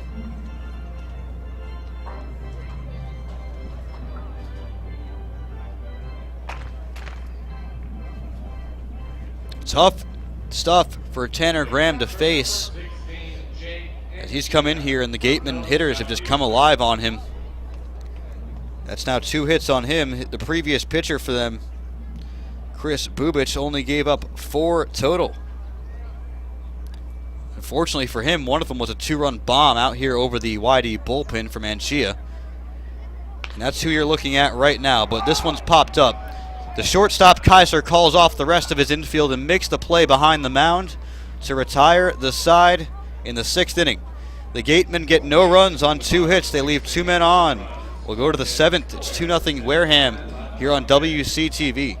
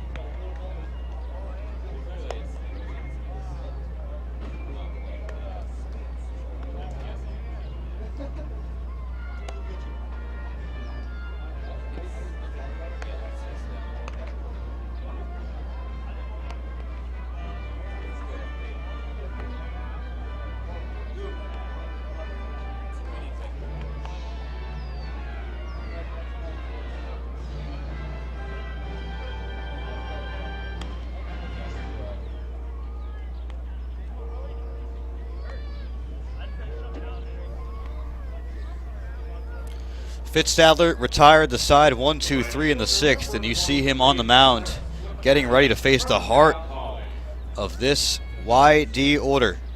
Here in the 7th, Alex McKenna, Drew Mendoza, Carlos Cortez are due up for the Red Sox.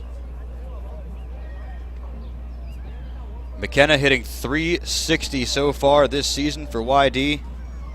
I mentioned his power, his ability earlier in this broadcast. It's so dangerous.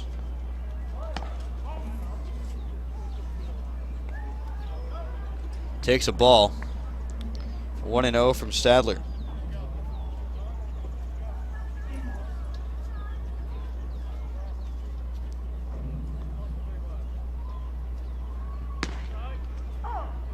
In there for a strike.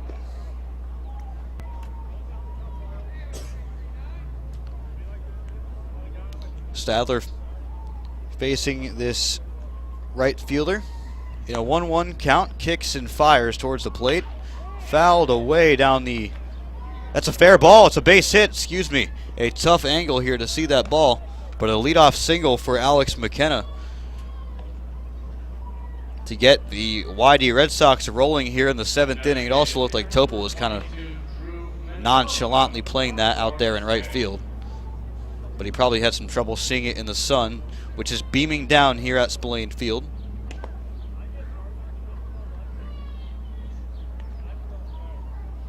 So that's the first hit off of Fitz Stadler by this YD lineup, and the cleanup guy, Drew Mendoza, is trying to follow it up. Played at Florida State this year. That's a ball. And it's 1-0.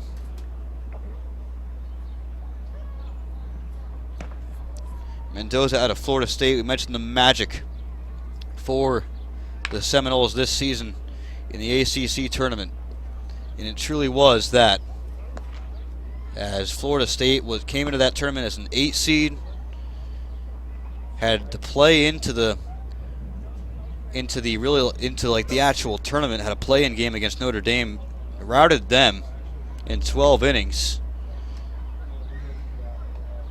Here's the pitch, grounded to the first baseman. McIver on to second, Kasser back to first, not in time, but they get the lead runner at second, as that was Fitz Stadler over there covering first base. So they get the fielder's choice, and Drew Mendoza now on first base with 1 out.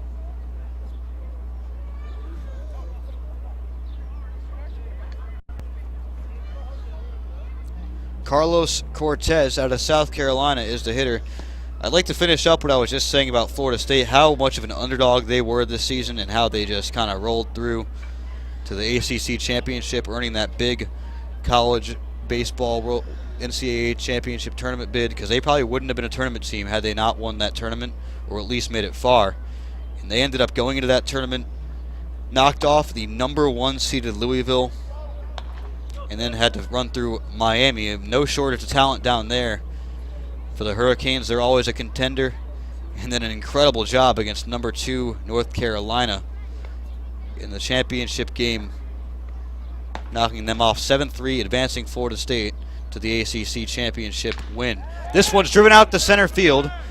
Tanner Dodson takes it and makes the play for the second out of this inning. Carlos Cortez gave that one a ride, but to the wrong part of the ballpark.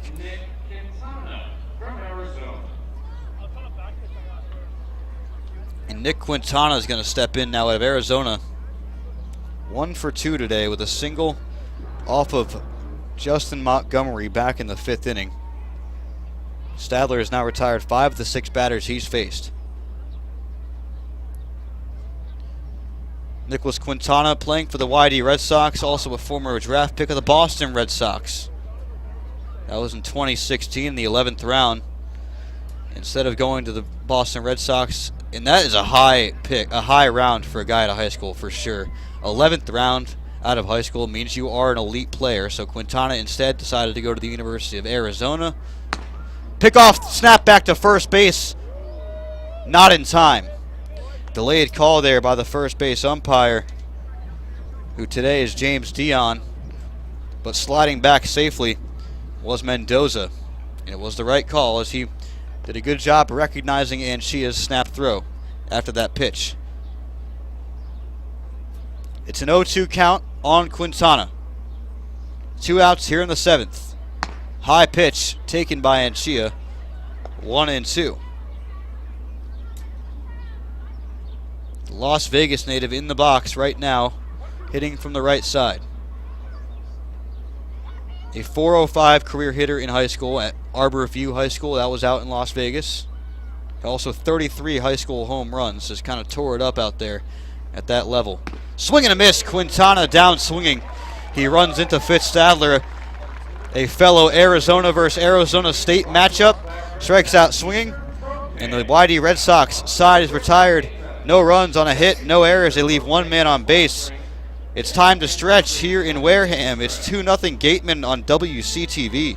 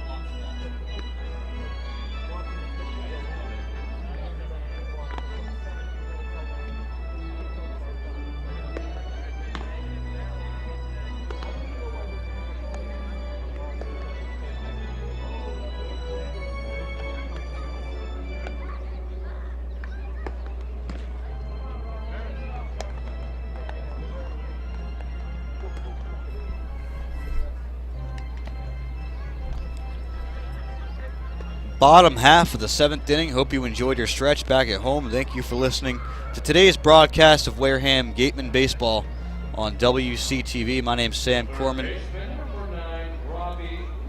and I've been guiding you through today's game between a Western and Eastern Division battle here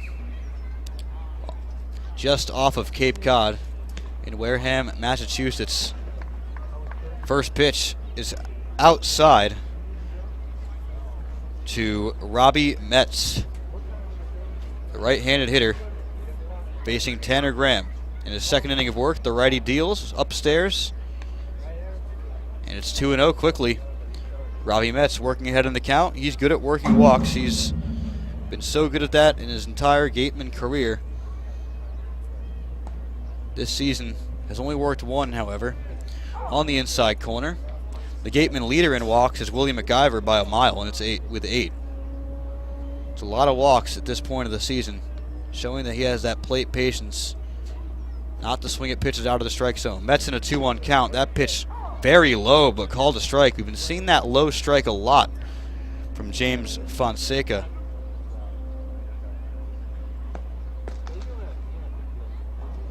And I guess that's just his style. Everyone has a different strike zone. The pitch popped up out of play behind home plate and foul by Robbie Metz.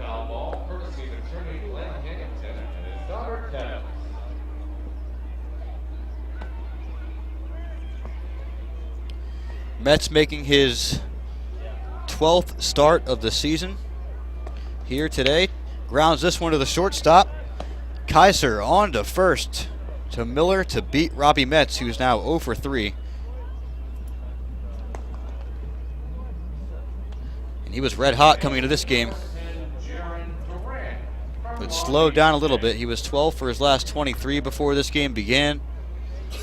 Now 0 for 3 today. Jaron Duran was 3 for 3 yesterday. And he steps in 0 for 2 right now. Takes a ball outside from Graham. 1-0 on Duran.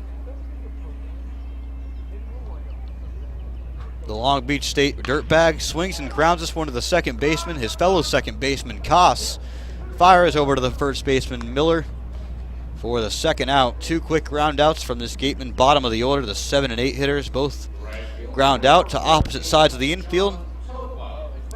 And there's 1 out remaining for the Gatemen to work with here in the 7th. If you recall, back in the 4th inning, however, it was Kyle Kasser and Tristan Pompey going up and down in the first 2 outs of that inning. But then it was a double from Willie McIver, followed by a 2-run bomb from Jake Anchia. The only scoring of this game so far. John Topa is also 0 for 2. The bottom 3 hitters are a combined 0 for 8 right now. He's trying to change that as he's hitting .321 this season. Now in a 1-1 count against Tanner Graham, the UAB Blazers pitcher. Flown out to the left fielder, and it drops in front of Cortez for a base hit. He got a late jump on it, went back first, and then came in on it. But a misjudged ball there from Cortez allows Topa to get on with a single here in the 7th inning. And more 2-out magic trying to be worked by this Gatemen lineup. If you recall, Tanner Graham ran into some 2-out trouble in the last inning after coming in relief for Bubic with 2 outs in the 6th. He gave up a single to Pompey and a single to McIver, but was able to get out of it after Jake Anchia popped out. Stephen Kwan is 1 for 2 today.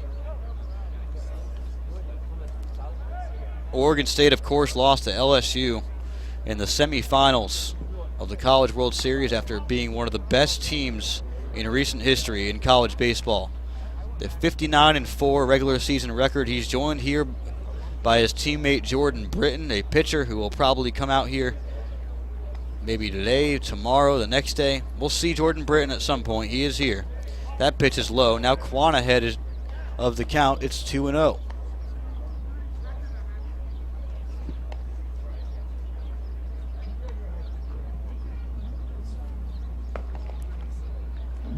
Kwan, a .462 hitter in Washington High School in Northern California, fouls this one away. His teammate Nick Madrigal at Oregon State was supposed to come to the Gatemen, but was so good that he got picked for Team USA here in the summer leagues. So a loss for the Gatemen roster, but Nick Madrigal, one of the top players in college baseball this season off the Team USA. And his teammate Stephen Kwan, the lefty, takes a pitch low. It gets by the catcher Johnson, and trotting on to second is John Topa. It's now a runner in scoring position with 2 out. Wild pitch there from Tanner Graham, trying to settle himself down. The Aquillan, Alabama native on the mound for YD.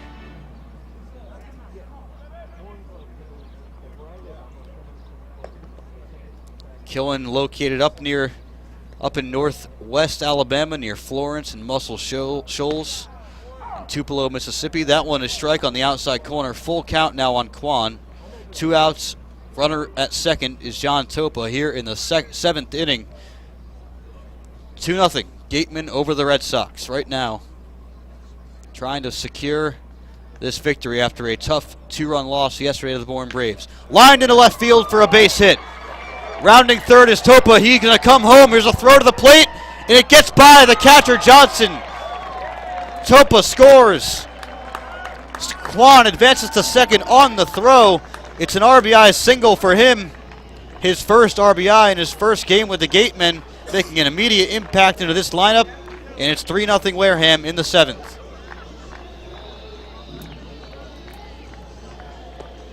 He's looked really good today. 2 for 3 with a stolen base and a walk today for Stephen Kwan.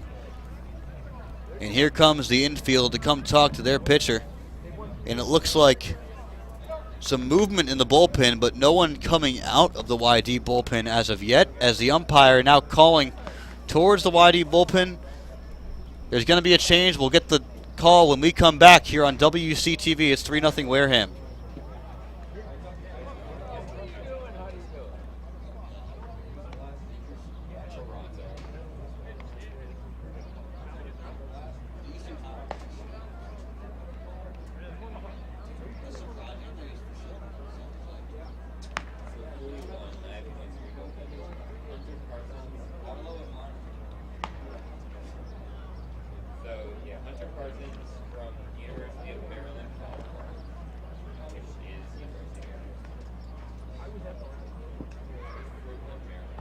Attention please, pitching change for the Red Sox. Now pitching number 41, Hunter Parsons from Maryland.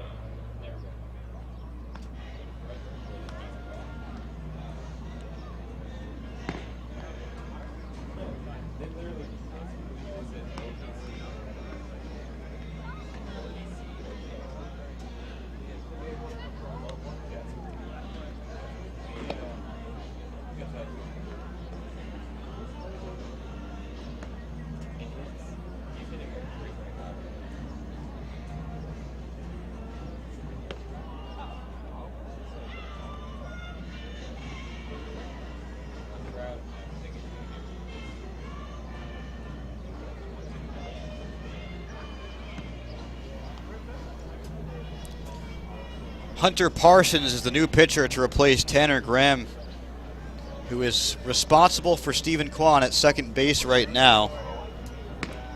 But Graham goes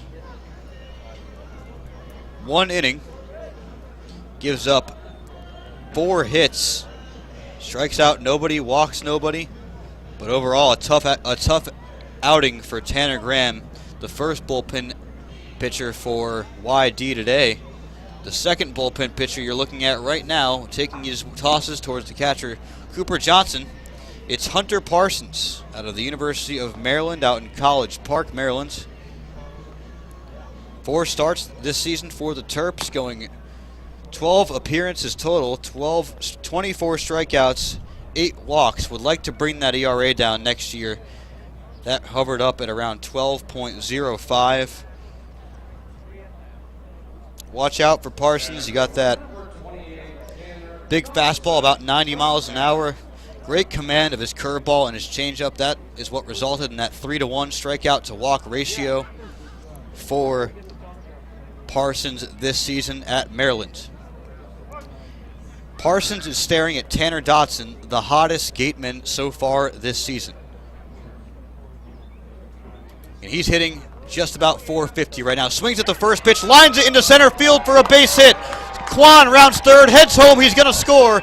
It's an RBI single for Dodson on the first pitch thrown by Hunter Parsons. A rude awakening for him, and the Gatemen are on top 4-0.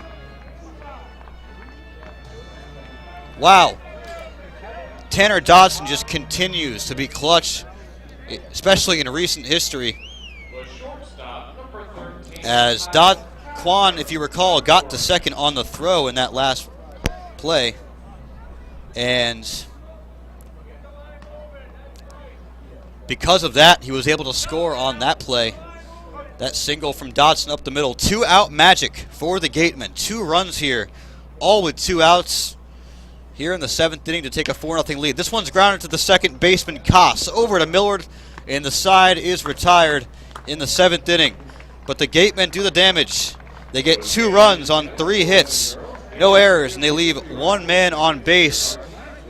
It's 4-0 Gatemen over the Red Sox. We'll go to the 8th on the Gatemen WCTV network.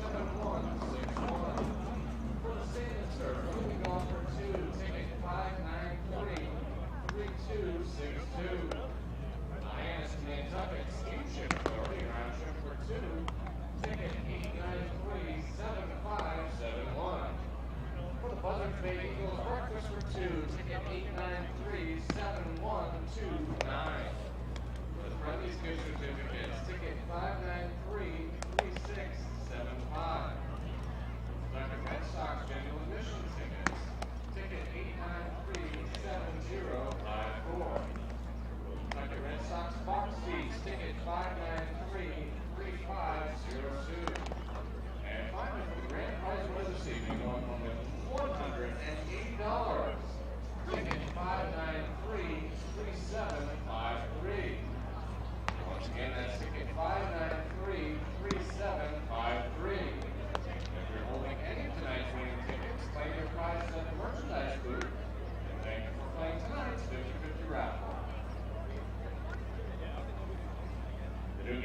pitcher is number 36, Peyton Culberson from Arkansas State. The first baseman, number 12, Luke Miller from Indiana. Welcome back to WCTV's broadcast here on WCTV. It's the Gatemen and the YD Red Sox, as you see on the scoreboard at the top of the screen. The Wareham Gatemen holding on to a 4-0 lead over YD in these two teams' first meeting of the season. The first pitch from Culbertson is lined over to first base, a slow roller. McIver flips over to the pitcher Culbertson, and the first out of the inning belongs in the hands of Luke Miller, the first baseman for YD. Culbertson, the new pitcher out of Arkansas State, has been decent this year. The numbers won't show it because he's kind of gotten into a groove where he goes 1 or 2 really good innings and then comes out for a later inning appearance and kind of falls apart. Sitting at an 8.53 ERA right now. 8 hits allowed in 6.1 innings pitched. Culbertson, an Arkansas State Red Wolf. If you're looking for where that school is, it's in Jonesboro, Arkansas, down in northeast Arkansas, about an hour from the boot heel of Missouri. 1 out on Connor Kaiser. Takes a ball upstairs.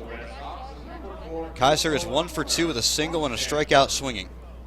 That single was back in the third. And he swings and flies this one out. Foul on the first baseline over the bleachers. And the lucky kids will leave the bleachers and go chase that one down, as there's about 6 or 7 of them. A herd. Excuse me, there is a pinch hitter right now. It's Nick Horner. So Connor Kaiser takes a seat. Horner comes in. And boy, I mentioned him earlier in the broadcast. He's one of the best players in this YD roster. Getting a late inning appearance here. Chops this one to second. Duran fields it cleanly. Fires to first in time to McIver. And Horner comes in to pinch hit and is immediately sat down.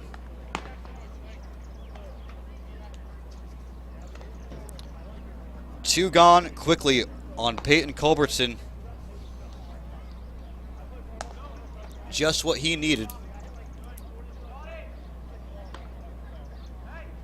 Culbertson is on a first half contract, which means he agreed to come here for the first half of the season, and he's expected to exit this team sometime in the next week or two. Not because of performance, not because of anything in particular, just because maybe he wants to go home for the second half of the summer, get some rest, and return to the Red Wolves in the fall for what will be his junior season at Arkansas State. He'll probably be heading home to Collierville, Tennessee after the stint with the Gatemen. Another pinch hitter for the YD Red Sox is Alfonso Rivas.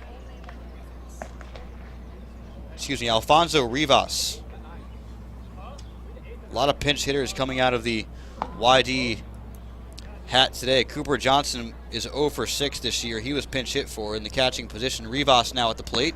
Takes an 0-1 pitch up and away.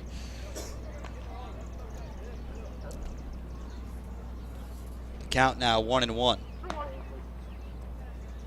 Alfonso Rivas this is his 43rd at-bat of the season. He's had 7 hits in those 42 at-bats. That's 1 for 6. To simplify that for you, 2 doubles, 2 RBIs, and a 186 on base percentage for Rivas.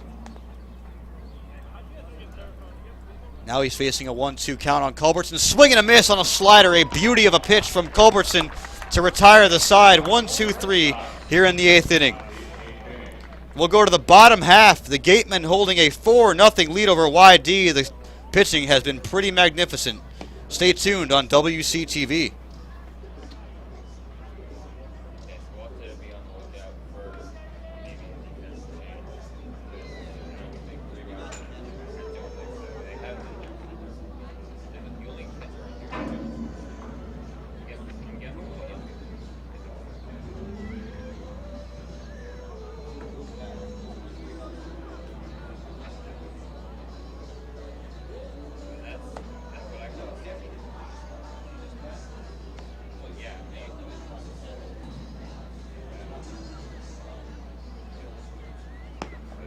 please. A pitching change for the Red Sox. Now pitching number 29, Tommy Henry from Michigan.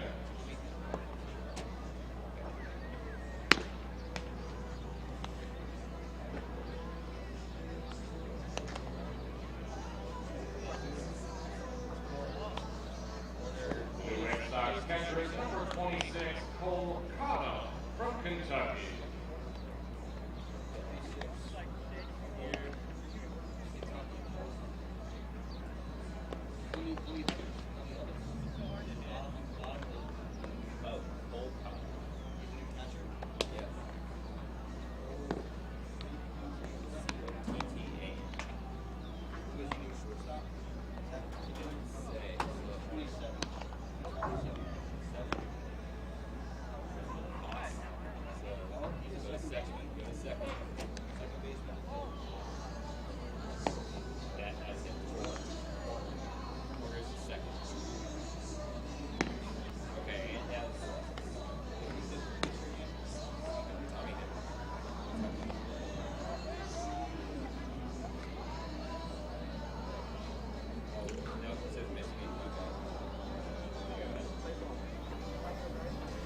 Welcome back. It's the bottom half of the 8th inning, and with those crazy pinch hitters back in the top half of the inning, there was a lot of defensive changes to go along with that for YD here in the bottom half as they face the Gatemen lineup for what the Gatemen hope will be the final time. The only way that's not going to happen is if YD comes out and takes the lead in the top half of the 9th.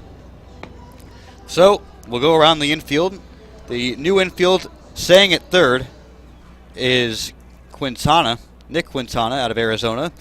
The second baseman, Christian Koss, moves to shortstop.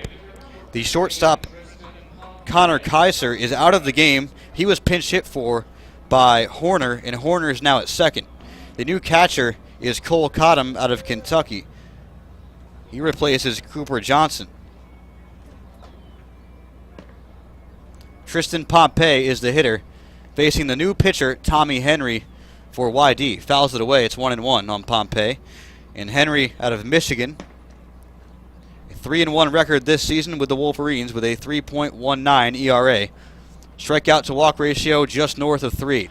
Grounded right back to Henry at the pitcher's mound. Turns to his left side and fires over to first in time for the first out of the 8th inning. Pompey now 1 for 4 in his return from the home run derby.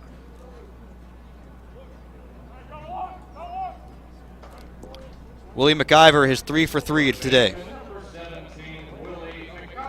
And what a day he has had, returning to that form that he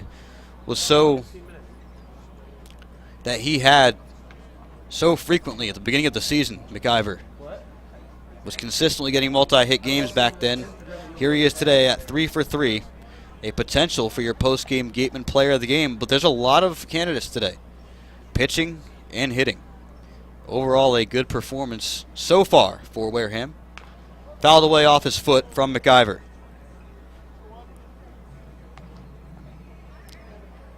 Has to shake that one off. I feel like Millie McIver does that a lot. Fouling balls off his foot. That just means he swings hard and gets on top of the ball a little bit too often. But he also is a phenomenal opposite field hitter. It's probably been his biggest strength at the plate. The pitch from Henry, swing and a miss. Big hack by McIver, unable to connect. Now he's down in the count. 1-2. Screams the home plate umpire, James Fonseca.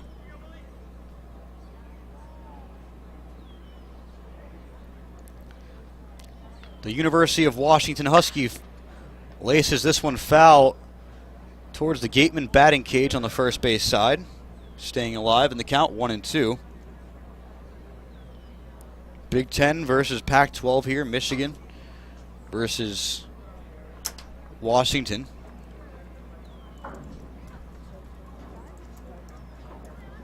Henry delivers low.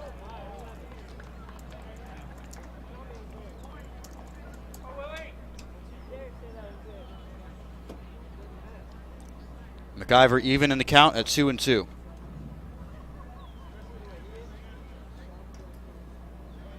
Henry delivers. Great piece of hitting, chopped out the other way, and it's going to diving play by the center fielder Isbell. Oh, what a play by Kyle Isbell to rob William McIver of his 4th hit of the game. And that was a phenomenal piece of hitting by McIver to kind of reach out and chop that one opposite field. But an even better play by the center fielder, Isbell, to stop that one. The UNLV center fielder.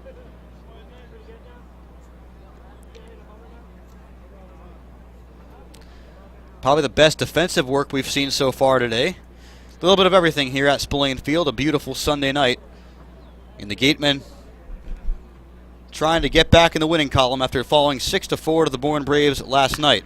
First pitch to Jake Anchia is popped out and foul. Kind of a nonchalant effort by the right fielder McKenna over to get that one. Looked like he might have had a play had he been running a little bit harder.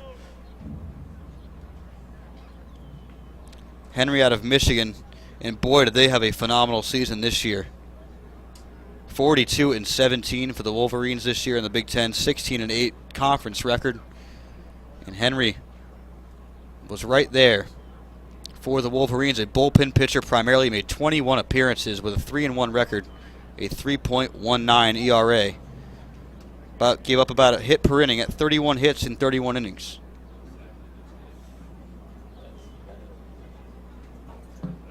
Two outs to Anchia, who homered back in the 4th inning. Pitch is low, and the count moves to 2-1 on Jake Anchia.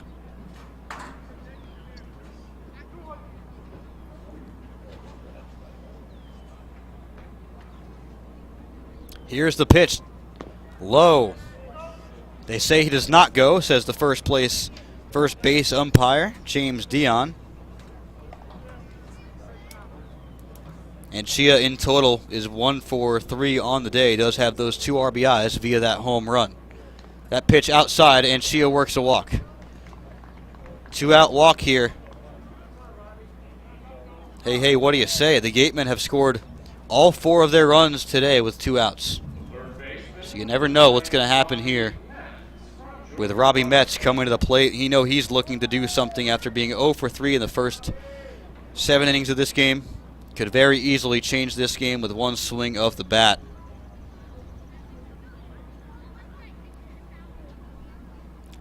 Mets, the George Washington Colonial, facing the Michigan lefty Tommy Henry, fouls it back towards the John H. Wild press box behind home plate, and the count drops to 0-1 on Mets.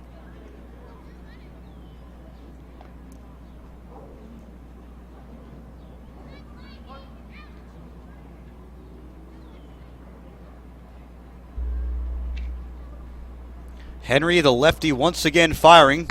Anchia kind of faked towards second. Metz swings and misses. And he's now down in the count 0-2. As Tommy Henry, trying to work out of this inning, retired the first 2 Gatemen in this inning. Pompey and McIver, the middle of that order. Anchia got on with a walk. Metz takes on a 0-2 pitch outside. A pretty impressive eye there from the guy that was second in his team in batting average at about 340 this year, Robbie Metz. That George Washington Colonials team stacked in the lineup. Runner goes, it's outside, on to second, over into center field. Turning the corner is Anchia. He heads for third, and he's in there. An errant throw from the catcher, Cole Cottom, who just came into this game for Cooper Johnson. This is his first inning behind home plate, and he allows Jake Anchia to advance to third on that throw. Looked like Anchia was probably going to be safe at second anyway. He got a great jump. But now he gets the extra base. He's just 90 feet away from making this a 5-0 lead for Wareham. But Robbie Metz is the guy that's got to do it. He's at the plate. Fouls it away. Metz with 3 RBIs this season. Has a .341 on-base percentage, following up with a .326 average, following up an all-star performance last summer on the Cape. Henry delivers to Metz, lined into left field. Tough play coming on, but play is made by McKenna in right to retire the side. The Gatemen get no runs on no hits, no errors. They leave a man at third base. YD has one more chance to tie this game. It's the top half of the ninth coming up. The Gatemen up 4-0 here on WCTV.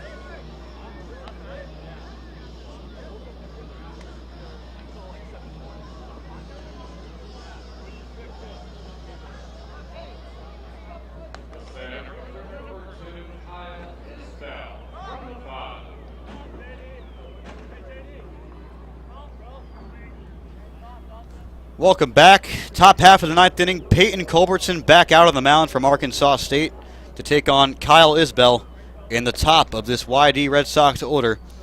The Gatemen holding a 4-0 lead. YD with 3 outs to work with. Culbertson, his second inning of work right now, coming in relief of Justin Montgomery and Fitz Stadler. Montgomery, 5 innings, 3 hits, 5 strikeouts, 1 walk. This one grounded down the line and foul for first base side. That was close. Fitz Stadler came in relief. 2 innings, no earned runs, no runs at all. 1 hit, 2 strikeouts, no walks. Good outing by Stadler out of Arizona State.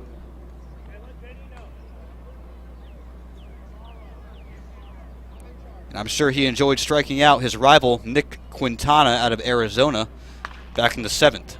Chopped foul down the first baseline. The count remains 0-2.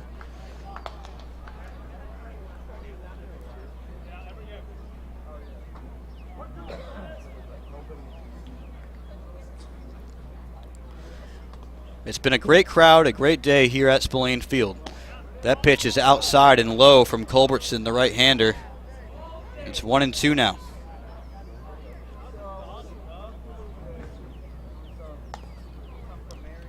Culbertson's slider and curveball intertwine pretty well. Here's the slider, and it's chopped foul as it came in on the hands of Kyle Isbell. The UNLV hitter hit .290 this year for the Rebels. Played his summer ball last summer in the California Collegiate League for the Santa Barbara Foresters. .309 average, 28 walks to 25 strikeouts. That's a phenomenal strikeout to walk ratio for a hitter. That is, more walks than strikeouts at 28 walks in a summer season is pretty impressive stuff from Isbell, and he uses that eye there to get back in this count. It's 2-2.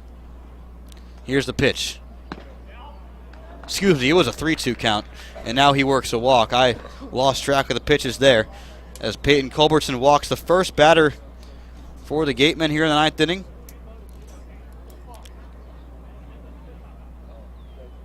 The second walk from Gatemen pitchers today. The first was from Justin Montgomery all the way back in the 3rd. There's going to be a pinch hitter here. And there's a pinch hitter for YD in for Christian Koss.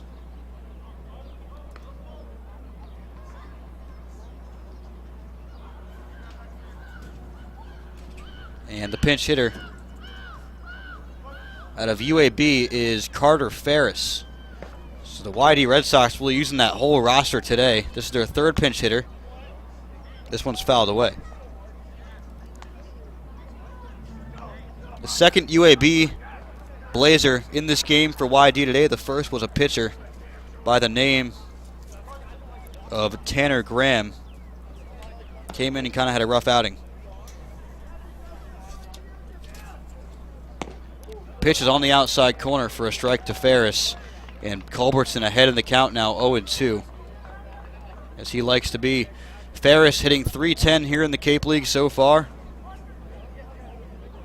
9 for 29 with 2 extra base hits, 3 RBIs for Ferris. Culbertson with the slider, and it's fouled away.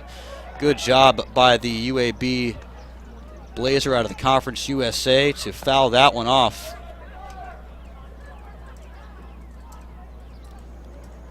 As that slider was moving away from him in a hurry.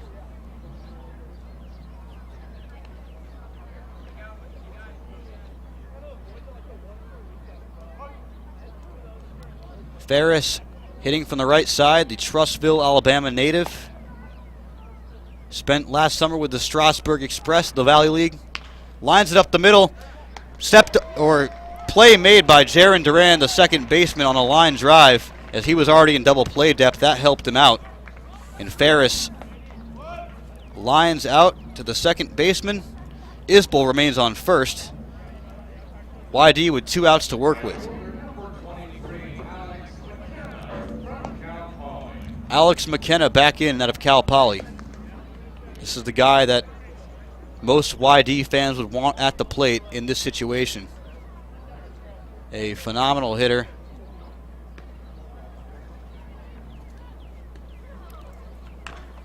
And the Canyon County, California native fouls it away.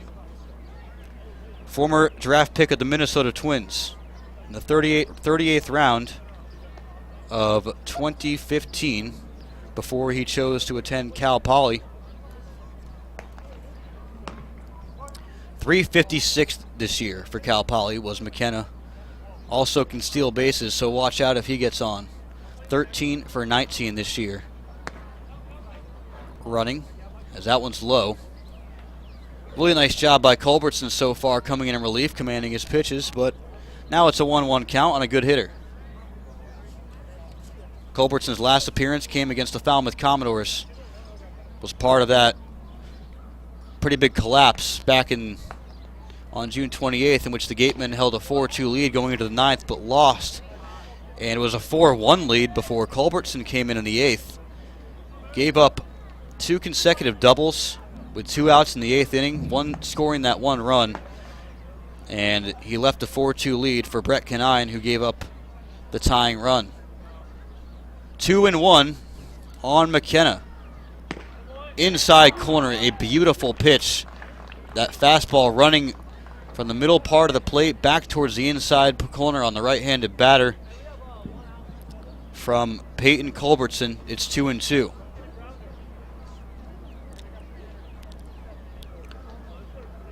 The Arkansas State Red Wolf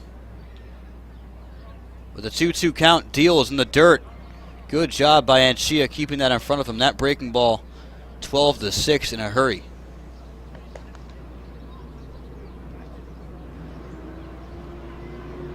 Thank you for joining our broadcast today here on WCTV. And reminder, my name is Sam Corman, your broadcaster today. The Gatemen leading YD 4-0 in the 9th inning. 1 out. Another breaking ball. Good piece of hitting there from McKenna to foul it away, as he was able to stay back on that breaking ball and just get a piece of it. Got under it a little bit and fouled it off into the scout deck just to the left of that John H. Wild press box here at Spillane Field. You get a look from behind home plate, right at that scout deck. That's where that camera is placed, and you can get a look at the famed red W right there behind home here in Wareham.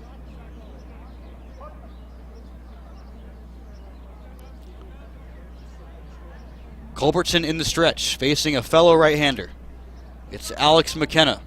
Chopped to third baseman. This could end it. Mets on to second for 1. On to first, not in time. The double play ball started with Mets, went over to Duran, but he was unable to turn the second out, as flying down the line was Alex McKenna with wheels. Did not want it to end there, but he grounds into the fielder's choice. YD down to their final out.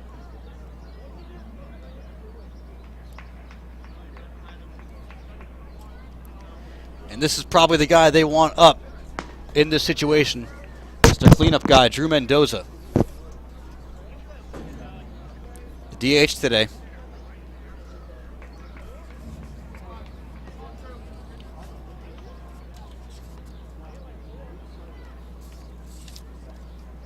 Mendoza from Florida State lines one off the brick wall in the middle school down the third baseline towards the Gatemen locker room. And it's 0-1.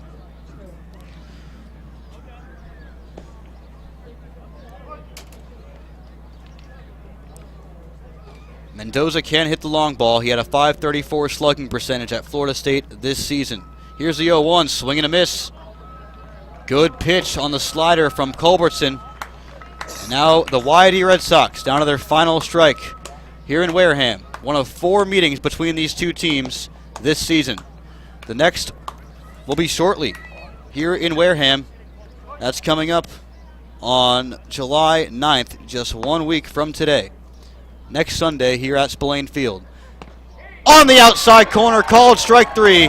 Culbertson gets the strikeout, and the Gatemen defeat the YD Red Sox by a score of 4-0 here at Spillane.